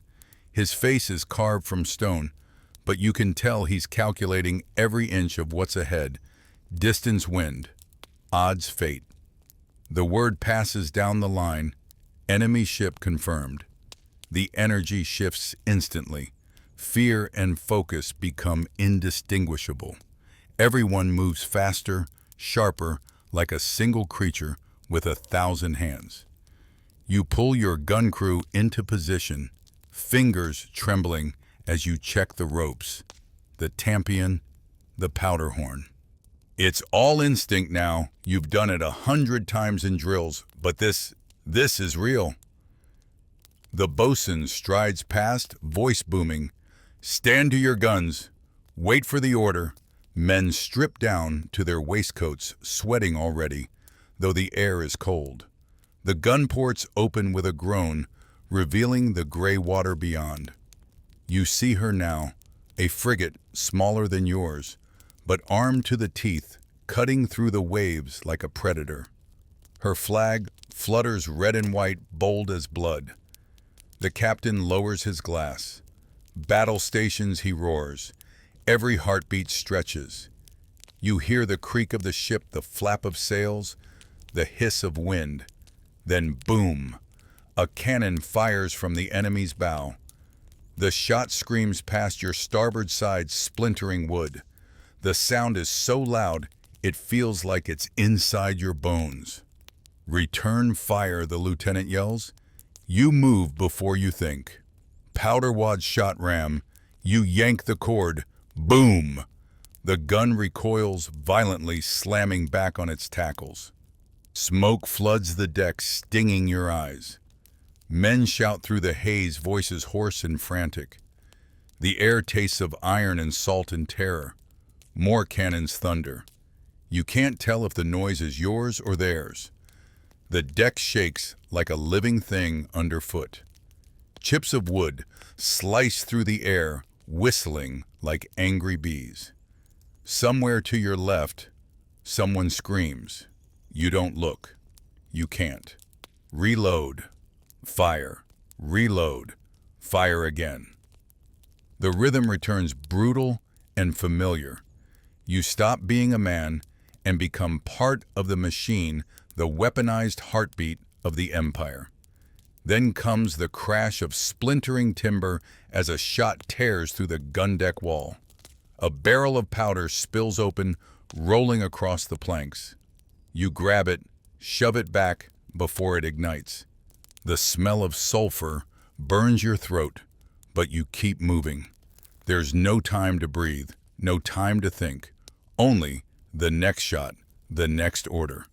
Suddenly, the call echoes down. Ceasefire, ceasefire.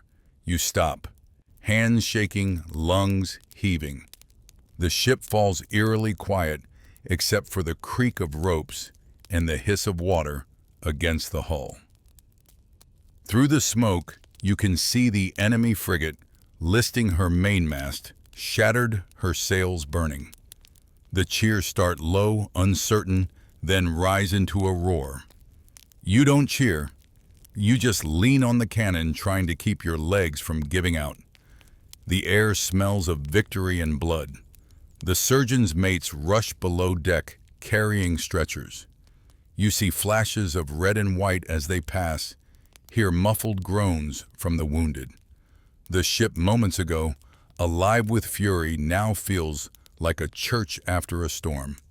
Sacred, solemn, echoing with what's been lost.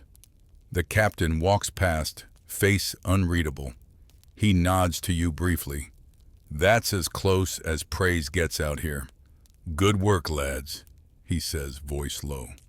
England thanks you. England, you think. A country full of people who will never smell gunpowder or feel the deck shudder beneath their feet. You wonder if they'll ever know what it takes to keep their tea trade running smoothly. Probably not. Hours later, when the guns are cooled and the dead are counted, the crew gathers to patch the damage. You hammer planks over splintered holes, sweep powder from the deck's coil ropes. The ocean, indifferent as always, rolls gently beneath you as if mocking the chaos it just witnessed. You work in silence until the bosun calls for rum rations. The men cheer, half from relief, half from exhaustion. The grog burns your throat, but it steadies your hands. Someone starts humming that same old sea tune again, the one about the girl back home. The voices join in, rough and uneven, but real. By the time the sun dips below the horizon, the sky glows crimson as if the battle has painted it. You watch it fade into violet and think how strange it is that something so violent can leave behind such quiet beauty. And as the stars begin to appear, you realize that on a man of war, peace never truly comes.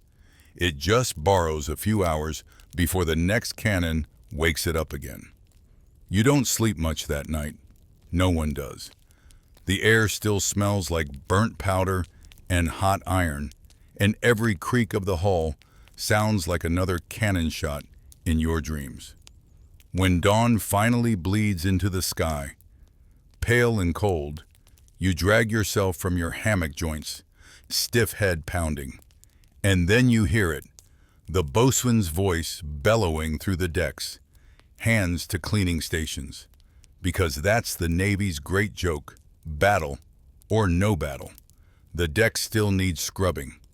The sun rises weakly over the sea as you kneel once again, scrubbing the planks that just yesterday were slick with blood and smoke. Salt water stings the cuts on your hands, but you keep working. The lieutenant passes by with his usual disinterested look, and you can't help thinking that officers must be carved from marble, never dirty, never tired, and somehow always smelling of lemon soap. A young sailor beside you, barely 16, hums a tune to himself as he works. He shouldn't even be here, you think. Most lads his age are back home chasing girls, or stealing apples, not hauling gunpowder in the middle of the Atlantic. You ask his name. Thomas, he says, grinning through missing teeth. From Bristol. He says it like it's a country of its own. When the morning chores end, the ship settles into a rare lull. The sea is calm, the sails full, and for once there's no immediate shouting. The men lounge along the gun deck, mending clothes, carving bits of wood, or just staring into nothing. The stillness feels almost alien, like the calm after too much noise. You lean against a beam and let your eyes wander to the hammocks swaying gently above.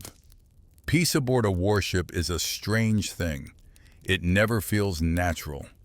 It's too fragile, too brief. Like trying to nap on a powder keg. The purser opens his store later in the morning selling tobacco soap and the occasional luxury candied lemon peel if you're lucky. You trade a few pence for some coarse tobacco and roll it into paper. The first puff burns like tar, but it's better than thinking too much.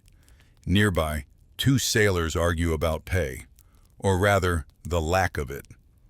Months at sea, risking your life for a crown and a few shillings if the Admiralty remembers to send them.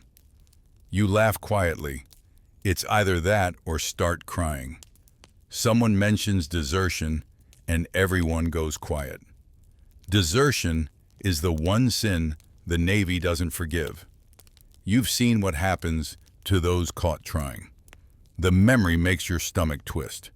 Then, as if summoned by irony itself, the master-at-arms appears dragging a sailor by the collar. Drunk on duty, he announces. The man stumbles, eyes glazed, mouth open in protest. But there's no mercy here. The captain orders 6 lashes, and the crew gathers on deck. Punishment aboard ship is theater discipline performed in front of an unwilling audience. You stand with the others as the sailor is tied to the grating shirt ripped from his back. The boatswain's mate steps forward, whip in hand. The first crack slices the air. The sound alone makes you flinch. The man doesn't cry out, not yet. The second lash draws blood. By the 5th, he's silent face pressed against the wood. When it's over, the captain dismisses the crew with a curt nod. Let this be a lesson, he says. It always is. You go back to work, stomach churning. The ship rolls gently, but you can't shake the image of those red marks across the man's back. That's the thing about life aboard a man of war. It doesn't just demand obedience, it manufactures it. You start to wonder if loyalty is really duty, or just fear dressed in uniform. Later that afternoon, the weather turns. Clouds crawl across the horizon, gray and swollen. The wind picks up, rattling the rigging, and the air changes sharp, electric, heavy, with coming rain. Orders fly down the deck. Reef the sails. Secure the guns. The calm is gone in an instant. You grab the ropes and climb into the rigging, the wind clawing at your clothes, rain needling your face. The sky above looks bruised alive. The first crack of thunder rolls across the sea and the entire ship groans like it's alive and suffering. The waves rise smashing against the hull. Water spills over the deck, soaking you to the bone. Someone slips beside you, a flash of movement in the corner of your eye. Thomas, the boy from Bristol. He's clutching the rope knuckles, white eyes wide. You shout over the wind, "Hold fast." He nods, but you can see the fear in his face, the kind of fear that swallow sound. The storm roars for hours. Lightning splits the horizon. Waves crash high enough to blot out the sky. You cling to the rigging soaked and shivering, praying to every god you've ever heard of, Roman English or otherwise. When the order finally comes to come down, your arms are jelly, your lungs raw from screaming against the wind. By the time the storm breaks, night has fallen. The crew slumps where they stand too tired to even curse. The sea is eerily calm again, as if it never happened. You glance up at the stars appearing one by one, and it hits you how small this ship really is, how small you are adrift in an ocean that forgets everything. And yet, as you close your eyes and listen to the creak of the masts, You know this too. For all its brutality, the ship still keeps you alive. It's cruel, but it's home. Morning returns with a silence so deep it feels staged, as though the sea itself is pretending nothing happened the night before. The decks glisten from the storm ropes, still dripping sails, heavy with dew. You wake to the smell of salt and smoke, your body sore in every direction. Someone snores above you in a hammock. Another coughs somewhere in the shadows. The ship never truly sleeps. It just dozes between orders.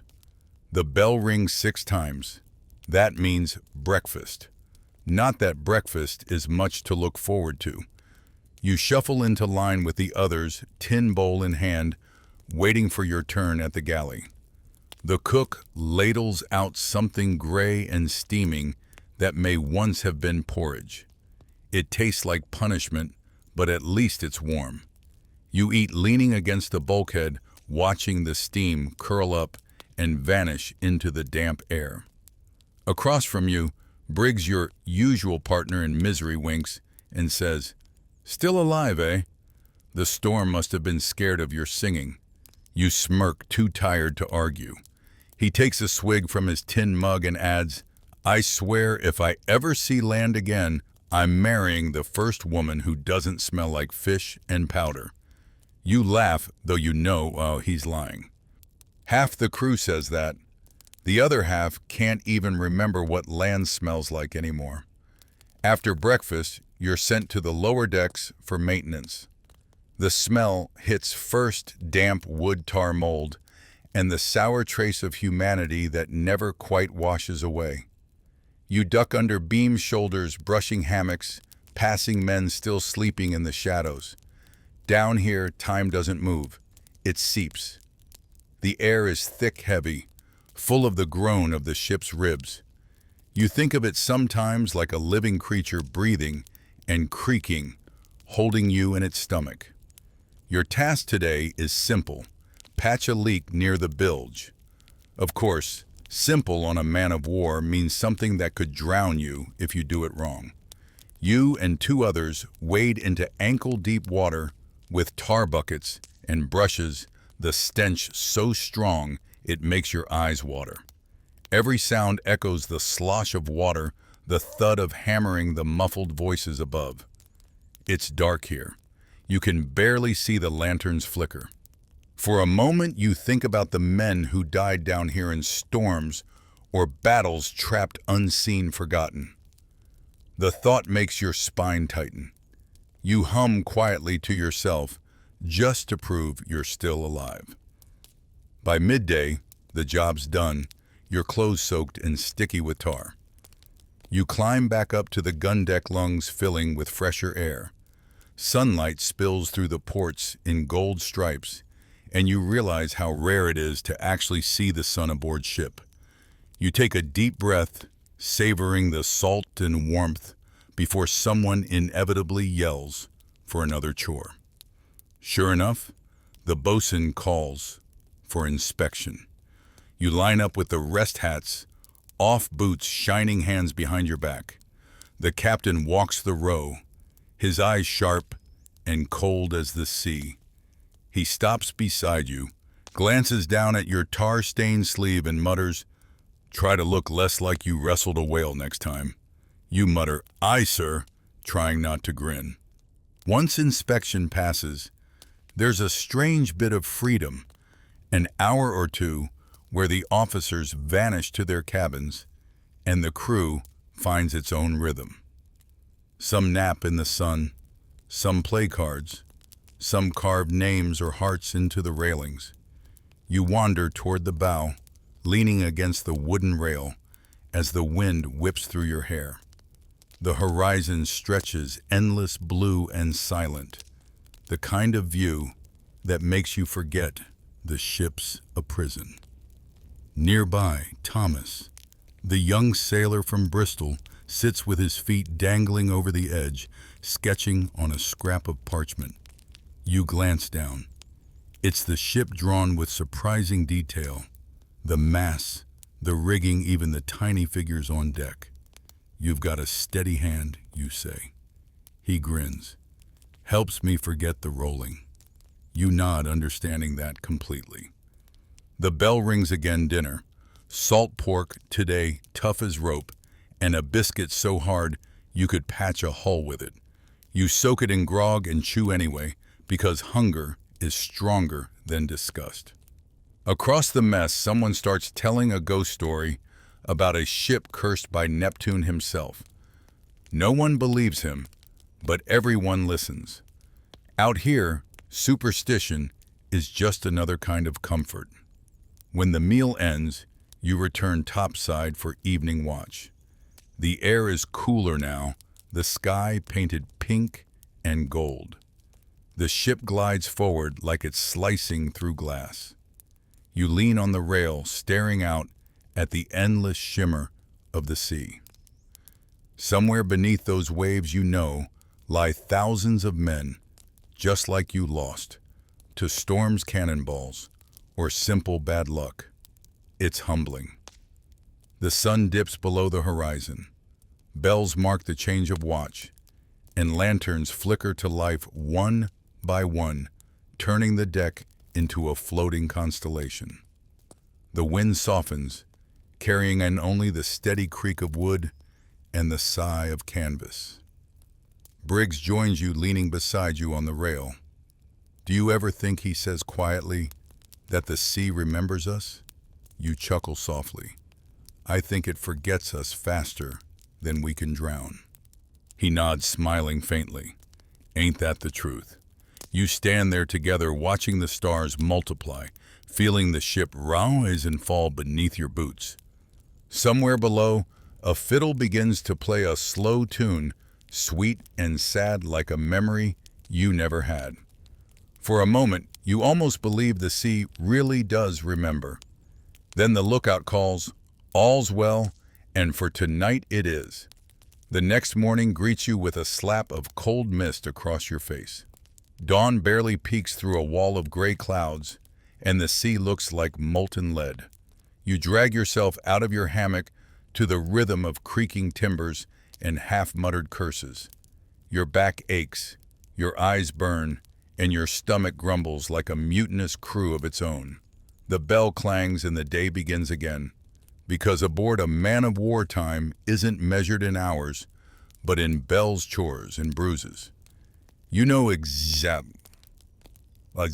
how long you've been at sea, long enough to forget the smell of grass, long enough to dream in the rhythm of waves.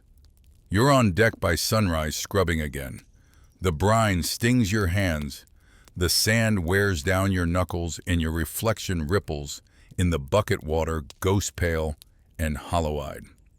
It's almost funny. People back home picture sailors as rugged heroes with chests out and flags flying. They forget this part, the endless mopping, the splinters, the aching muscles, the rain that feels like it has a personal grudge against you. "Move faster, lads." The bosun shouts. "The king's deck doesn't clean itself." You want to tell him the king's never set foot on it either, but you bite your tongue. Sarcasm doesn't float well here. Once the morning chores are done, you're sent to help in the magazine, the ship's beating dangerous heart. Down below, it's quiet, intense. Every spark, every careless scrape could send you straight to the afterlife. Powder barrels line the walls, stacked like sleeping giants. You walk carefully, whispering without realizing it. Even the light down here feels like it's holding its breath. The gunner in charge, an old scarred man named Cooper, hands you a small brush. No steel, he warns. No noise. Just dust the seams.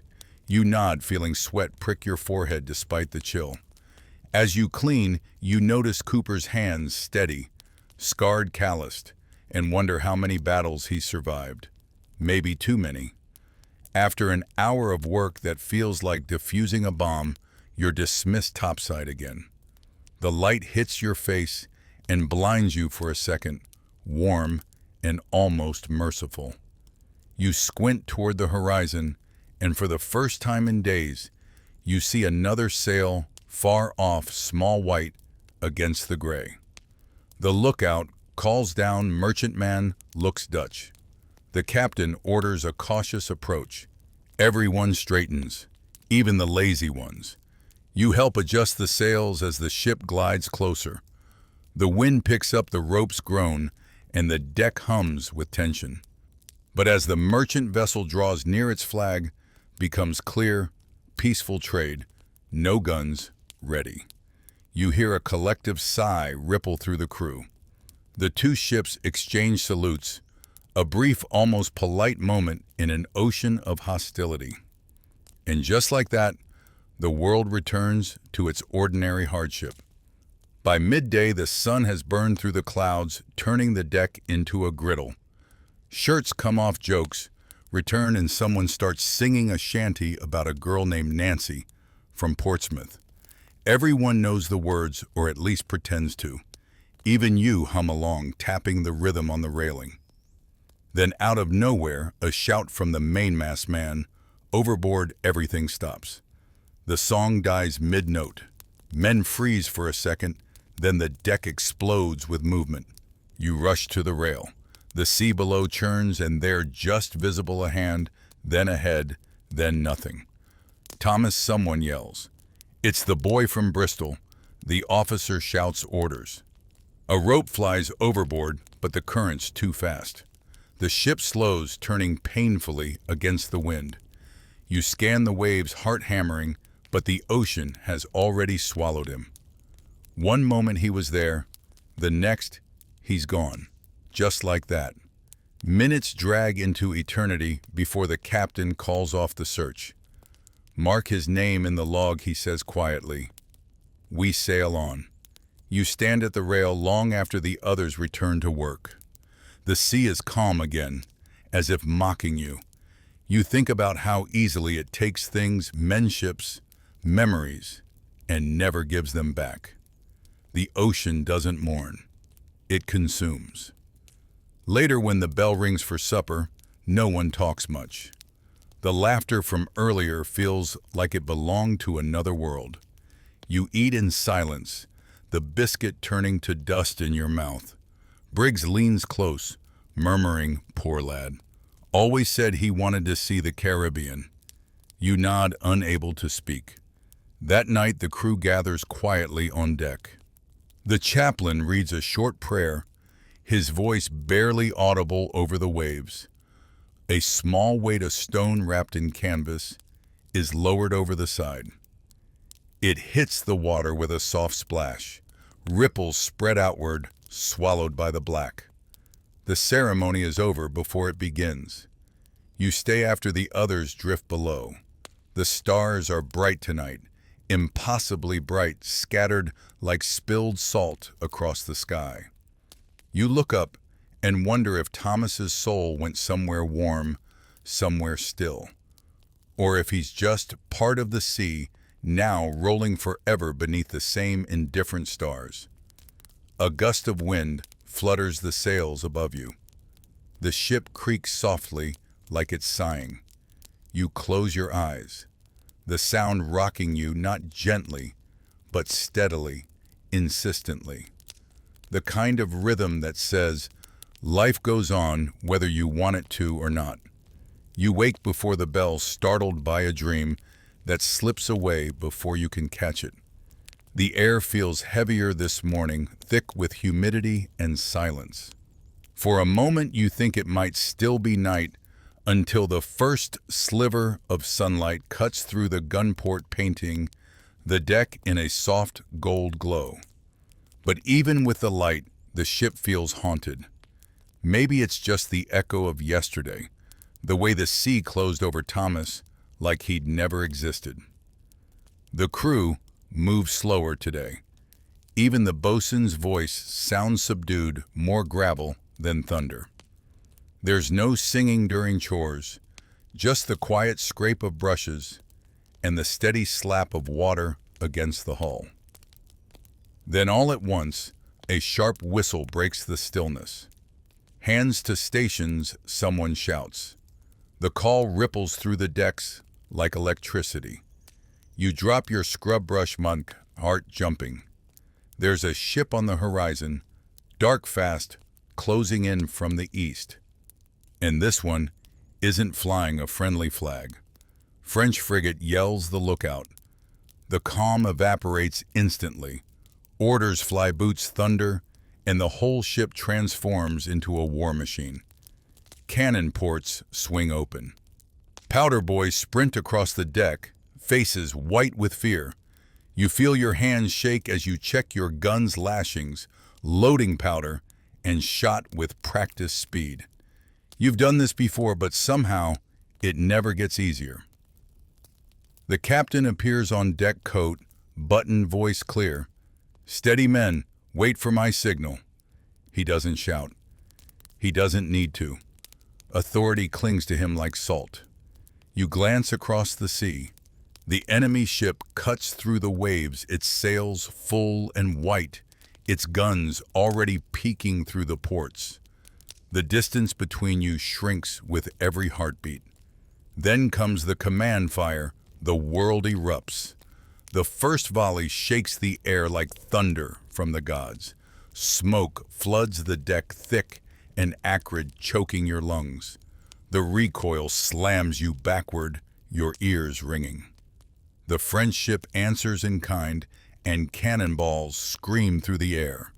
One slams into the foremast with a splintering crack. Another tears through the gun deck, flinging shards of wood like knives. Someone screams. You shove the gun back into place, reload fire again, over and over. The rhythm becomes mechanical load, aim, fire, brace. Each blast deafens you a little more until the world is just smoke and vibration and pain. The air reeks of sulfur and sweat. You can't see 5 feet ahead, but you keep firing because stopping is worse. When the smoke finally thins, you catch a glimpse of the enemy ship.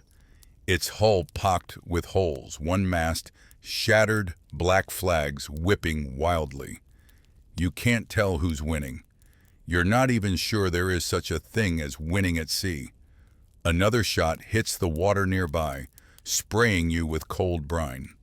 The captain's voice cuts through the chaos. Prepare to board, your stomach drops. Boarding means chaos, blood, hand-to-hand combat. No clean lines, no distance, no escape. You grab a cutlass and follow the others toward the rail. The ships grind together with a shriek of wood and iron, the smell of salt mixing with powder and fear. Grappling hooks fly, the decks lurch, and then with a wild shout, the two crews crash together. It's madness. You swing your blade without thinking, ducking blows, slipping on wet planks. A French sailor lunges at you, barely older than Thomas, and you parry on instinct. The clash of metal vibrates up your arm. Somewhere above, a musket cracks. You flinch as splinters rain down. The noise is unbearable, a storm made of men. You don't know how long it lasts. Minutes, hours, time has no meaning in chaos. When it's over, the French ship is drifting, its flag torn, its deck littered with the aftermath of fury. The captain calls the order to disengage. You stumble back across the gangplank chest, heaving clothes soaked with sweat and sea spray. The battle's done. Victory, they'll call it. But it doesn't feel like victory. It feels like exhaustion, like relief poisoned with guilt. You sit on a coil of rope trying to catch your breath. Around you, the crew tends to the wounded, repairs torn sails, scrubs away the signs of what just happened. The ship groans tired but alive. You think of Thomas again, how he never got to see battle, never got to feel this fear or this hollow pride. Later, when the deck is quiet again, you look out at the horizon. The sea glows red in the sunset, but maybe that's just your imagination. You can't help but wonder how many more battles before the ocean takes you to. How many storms? How many names lost to the logbooks of ships no one remembers. Briggs drops down beside you, silent for a while. Then he says softly, "You know, mate, I think the sea don't care who wins. It just waits." You nod, eyes on the horizon. "Yeah," you whisper, "it always does." Above, the last light fades, swallowed by night. The stars return, indifferent and eternal. Somewhere below, the waves keep rolling, as they always have and always will. You wake sore, bruised, and half-deaf from the battle. The ship rocks gently beneath you, but your body still feels like it's caught in yesterday's cannon fire. The air smells of wet rope, burnt powder, and medicine, if you can call rum and linen medicine. Around you, the deck is quiet, except for the low moans of the wounded and the rhythmic creak of the sea pressing against the hull. You swing down from your hammock feet, hitting the planks softly, almost reverently. It's strange. Yesterday, this ship was chaos alive with shouting and flame. Now it's like a monastery at dawn. You move carefully, weaving between hammocks and barrels, as if noise might wake something better left sleeping. The surgeon's corner is a grim sight. He's bent over a man with his shirt torn open, working by the dim light of a lantern. The man bites down on a ragknuckles white. You don't stare too long. You've seen enough. The surgeon doesn't look up, just mutters, "Fetch more clean water, will you?" You grab a bucket and head topside. The deck is slick and stained, the air sharp with salt.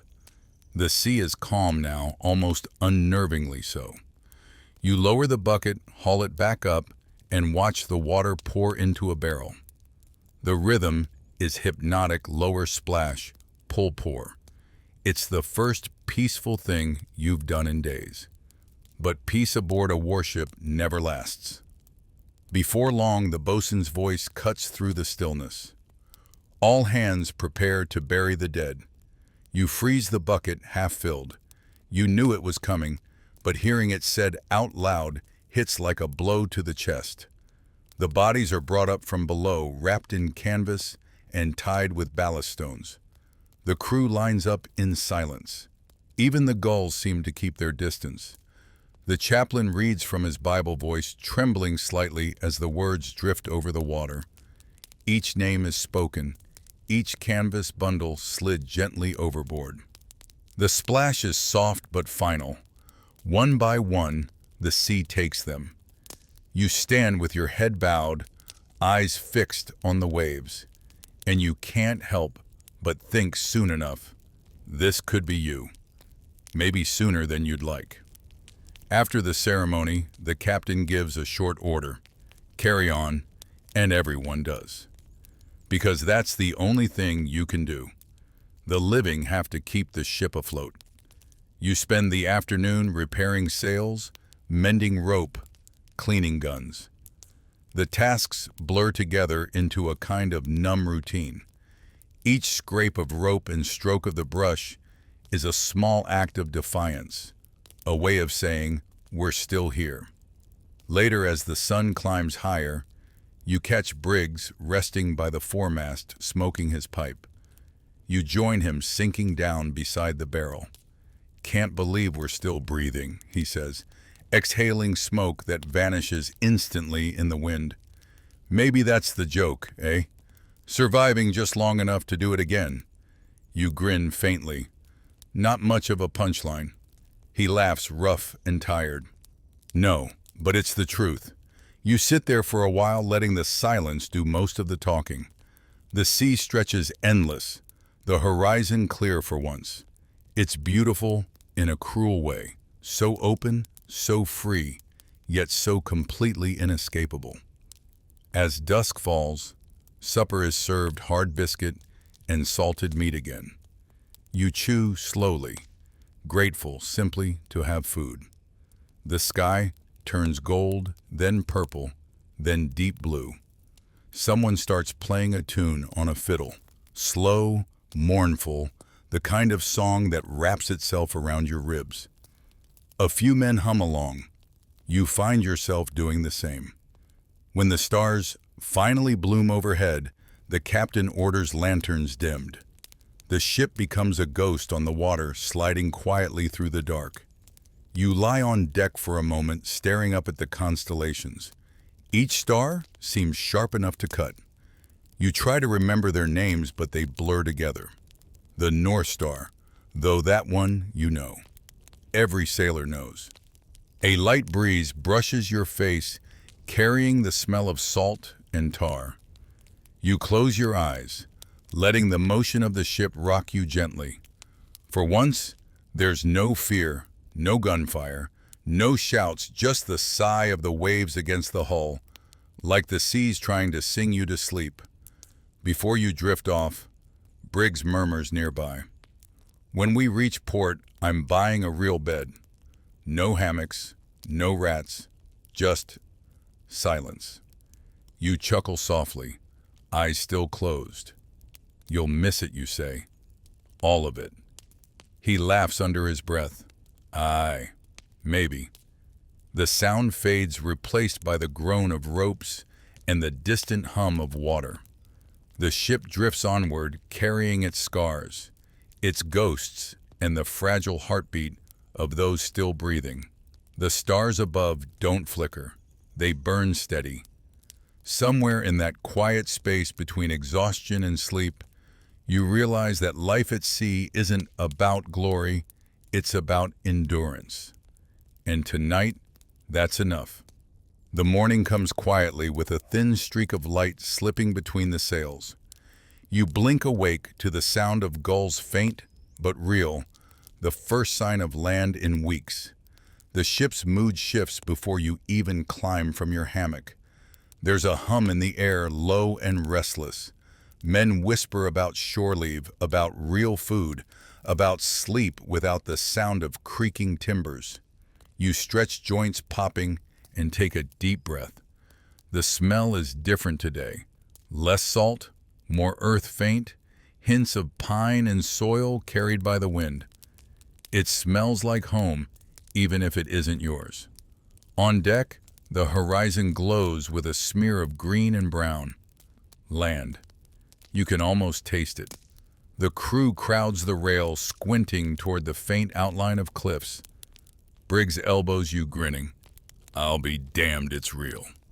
You chuckle. You mean we're not ghosts after all? He smirks. Speak for yourself. Before long, the captain's voice cuts through the chatter. Prepare to dock at Portsmouth. The name hits like a blessing. Even the ship itself seems to sigh with relief. The masts creak, the sails shift, and slowly, beautifully, the coastline grows larger, clearer, more solid. But before you reach port, there's still work to be done. The decks must be scrubbed, ropes coiled, uniforms straightened. The Royal Navy doesn't like to look tired, even when it's bleeding. You find yourself polishing brass and tightening lines, pretending your hands aren't trembling from fatigue. As the harbor grows closer, you see the sprawl of docks and warehouses, the tangle of masts from other ships, the faint chaos of people on shore. You'd forgotten how loud land could be. The anchor drops with a deep metallic groan, and the ship finally rests. The silence that follows feels unnatural, like holding your breath too long. Then the officers call for disembarkation, and the spell breaks. Feet thunder down the gangplank. Men laugh, shout, jostle each other. You step onto solid ground, and the earth sways beneath you, the strange aftershock of weeks at sea. The dock smells of fish coal and life. It's overwhelming, almost too much. You walk with Briggs toward the nearest tavern, just like half the crew. The building's crooked, the sign squeaks in the wind, but it might as well be heaven. Inside, the air is thick with ale and smoke and the hum of voices. You find a seat by the wall, order a pint, and sit in the blissful stillness of not having to move with the waves. Briggs raises his mug. To Thomas, he says simply. You nod, clinking yours against his. The foam spills over the rim. You drink deep. The warmth hits instantly, spreading through your chest like sunlight. Around you, the tavern comes alive with laughter, shouting bad singing. Someone's telling a story about a mermaid who cursed his ship. Someone else swears he saw the Kraken. You don't care if any of it's true. You just listen, letting the noise fill the space where the sea used to hum. As the night deepens, a man with a fiddle starts to play a lively tune that somehow makes your heart ache. You tap your boot against the floor, half smiling. The music spills into the room, blending with the smell of ale and the sound of boots stamping in rhythm. It's imperfect, human, alive. For the first time in months, you feel part of the world again. No ranks, no bells, no cannons, just men's stories and laughter in the glow of lanterns. Yet somewhere deep inside, you can already feel the pull of the sea. The realization creeps in quietly. This peace won't last. It never does. When the tavern quiets, Briggs leans back, eyes half closed. "Think they'll send us out again soon?" he mutters. You stare into your mug. "Probably. They always do." He chuckles weakly. "Ain't that a shame?" But you both know it isn't really a shame. It's just the way things are. The sea always calls back its own. Outside, the night air is crisp, carrying the smell of salt, even here among the docks. You walk slowly back toward the ship boots, clacking on the planks, the lights of the tavern fading behind you. The water glimmers under the moonlight, calm, patient waiting. You pause at the edge of the pier, staring out at the dark waves. For all its cruelty, all its endless hunger, the sea still feels like home. You think of every face lost, every storm survived, every dawn that broke just a little too bright. You should hate it. You don't. A bell rings faintly from the harbor, 1, 2, 3 times. The sound echoes across the still water, soft and familiar. You smile to yourself, shoulders relaxing. Maybe that's the secret of sailors. You learn to live between storms, between ports, between heartbeats. You turn hands in your coat pockets, the ship looming ahead like a shadow of memory. Tomorrow, maybe next week, you'll set sail again. But tonight, the world is quiet. The sea sleeps, and for once, you can too. The dawn breaks pale and silver over Portsmouth light, sliding across the harbor like a whisper. The man-of-war creaks softly, rocking against her moorings, still dripping with the scent of tar and tide. You're awake before most, standing alone on deck, watching the thin fog curl around the masts. The gulls cry overhead, sharp and distant, and for a moment you could almost believe the ship herself is sighing in her sleep. The Royal Navy was built on glory but held together by ghosts. You lean on the rail and look out toward the open sea. The horizon is the same as ever, flat, endless, indifferent. You've spent so many years chasing it that you've forgotten what it's like to stand still. Maybe that's what being a sailor really means. You don't belong anywhere that doesn't move. Below deck, the morning begins its slow resurrection. The clatter of pans in the galley, the low hum of men waking, the scrape of boots on the ladder, it all feels strangely comforting. Even the groan of timbers and the hiss of the tide against the hull sound like lullabies now. The ship breathes, stretches, comes alive again. The purser makes his rounds, shouting names and duties, as if yesterday's battle and last night's drunken joy were just another day gone. You go through the motions, coiling ropes, tightening lines, checking the gun ports for leaks. Each task feels familiar, grounding, like brushing away the dust of nightmares. As you work, you catch the faint reflection of your face in the polished brass of a cannon. You look older than you remember, The sea does that it doesn't age you evenly. It wears you down in patches like salt on wood. Still, there's a kind of pride in it too. You've earned those lines that wear. You survived. Around mid-morning, the crew gathers for inspection. The captain stands tall, immaculate, as ever, his expression carved from oak. "You've served well," he says simply, his voice carrying across the deck. "The Admiralty is pleased. Enjoy your time ashore. It won't last long." A ripple of laughter passes through the ranks. You feel the truth of it, settle deep inside. The sea always takes you back no matter how far you drift inland. Later, when the work is done, you sit on the forecastle legs, dangling over the edge, staring at the ripples spreading from the hull. You think about Thomas, about the faces that didn't make it home. You think about how quickly names vanish, how the ocean keeps its secrets.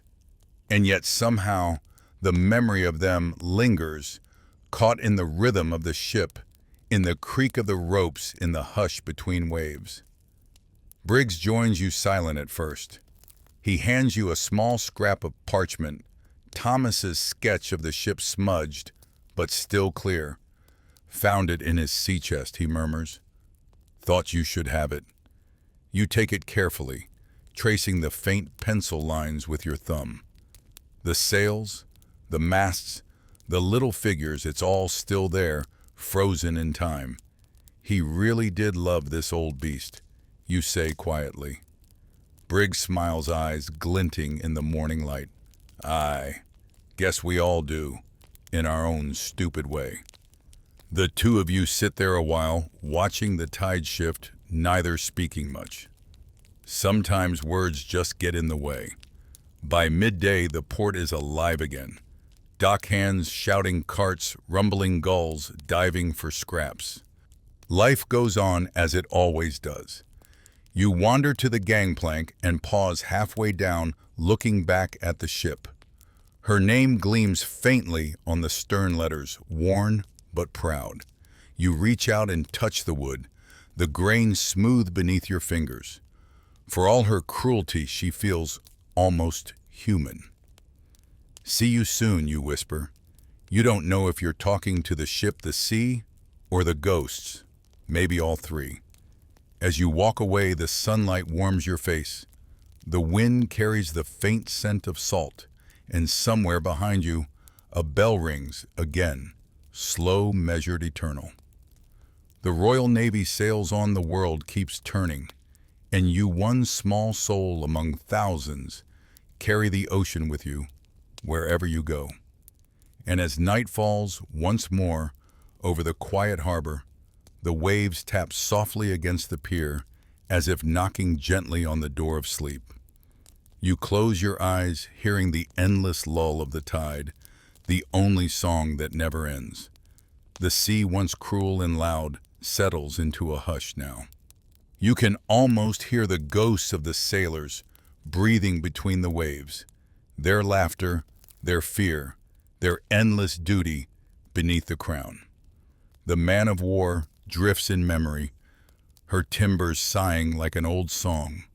You've walked, her decks felt her storms and shared her silence. Now the horizon softens, the stars blink like lanterns, and the world fades into rhythm once more. Let the salt wind calm your chest. Let the sea cradle you like one of its own. Rest easy, sailor. The tide will keep your story safe.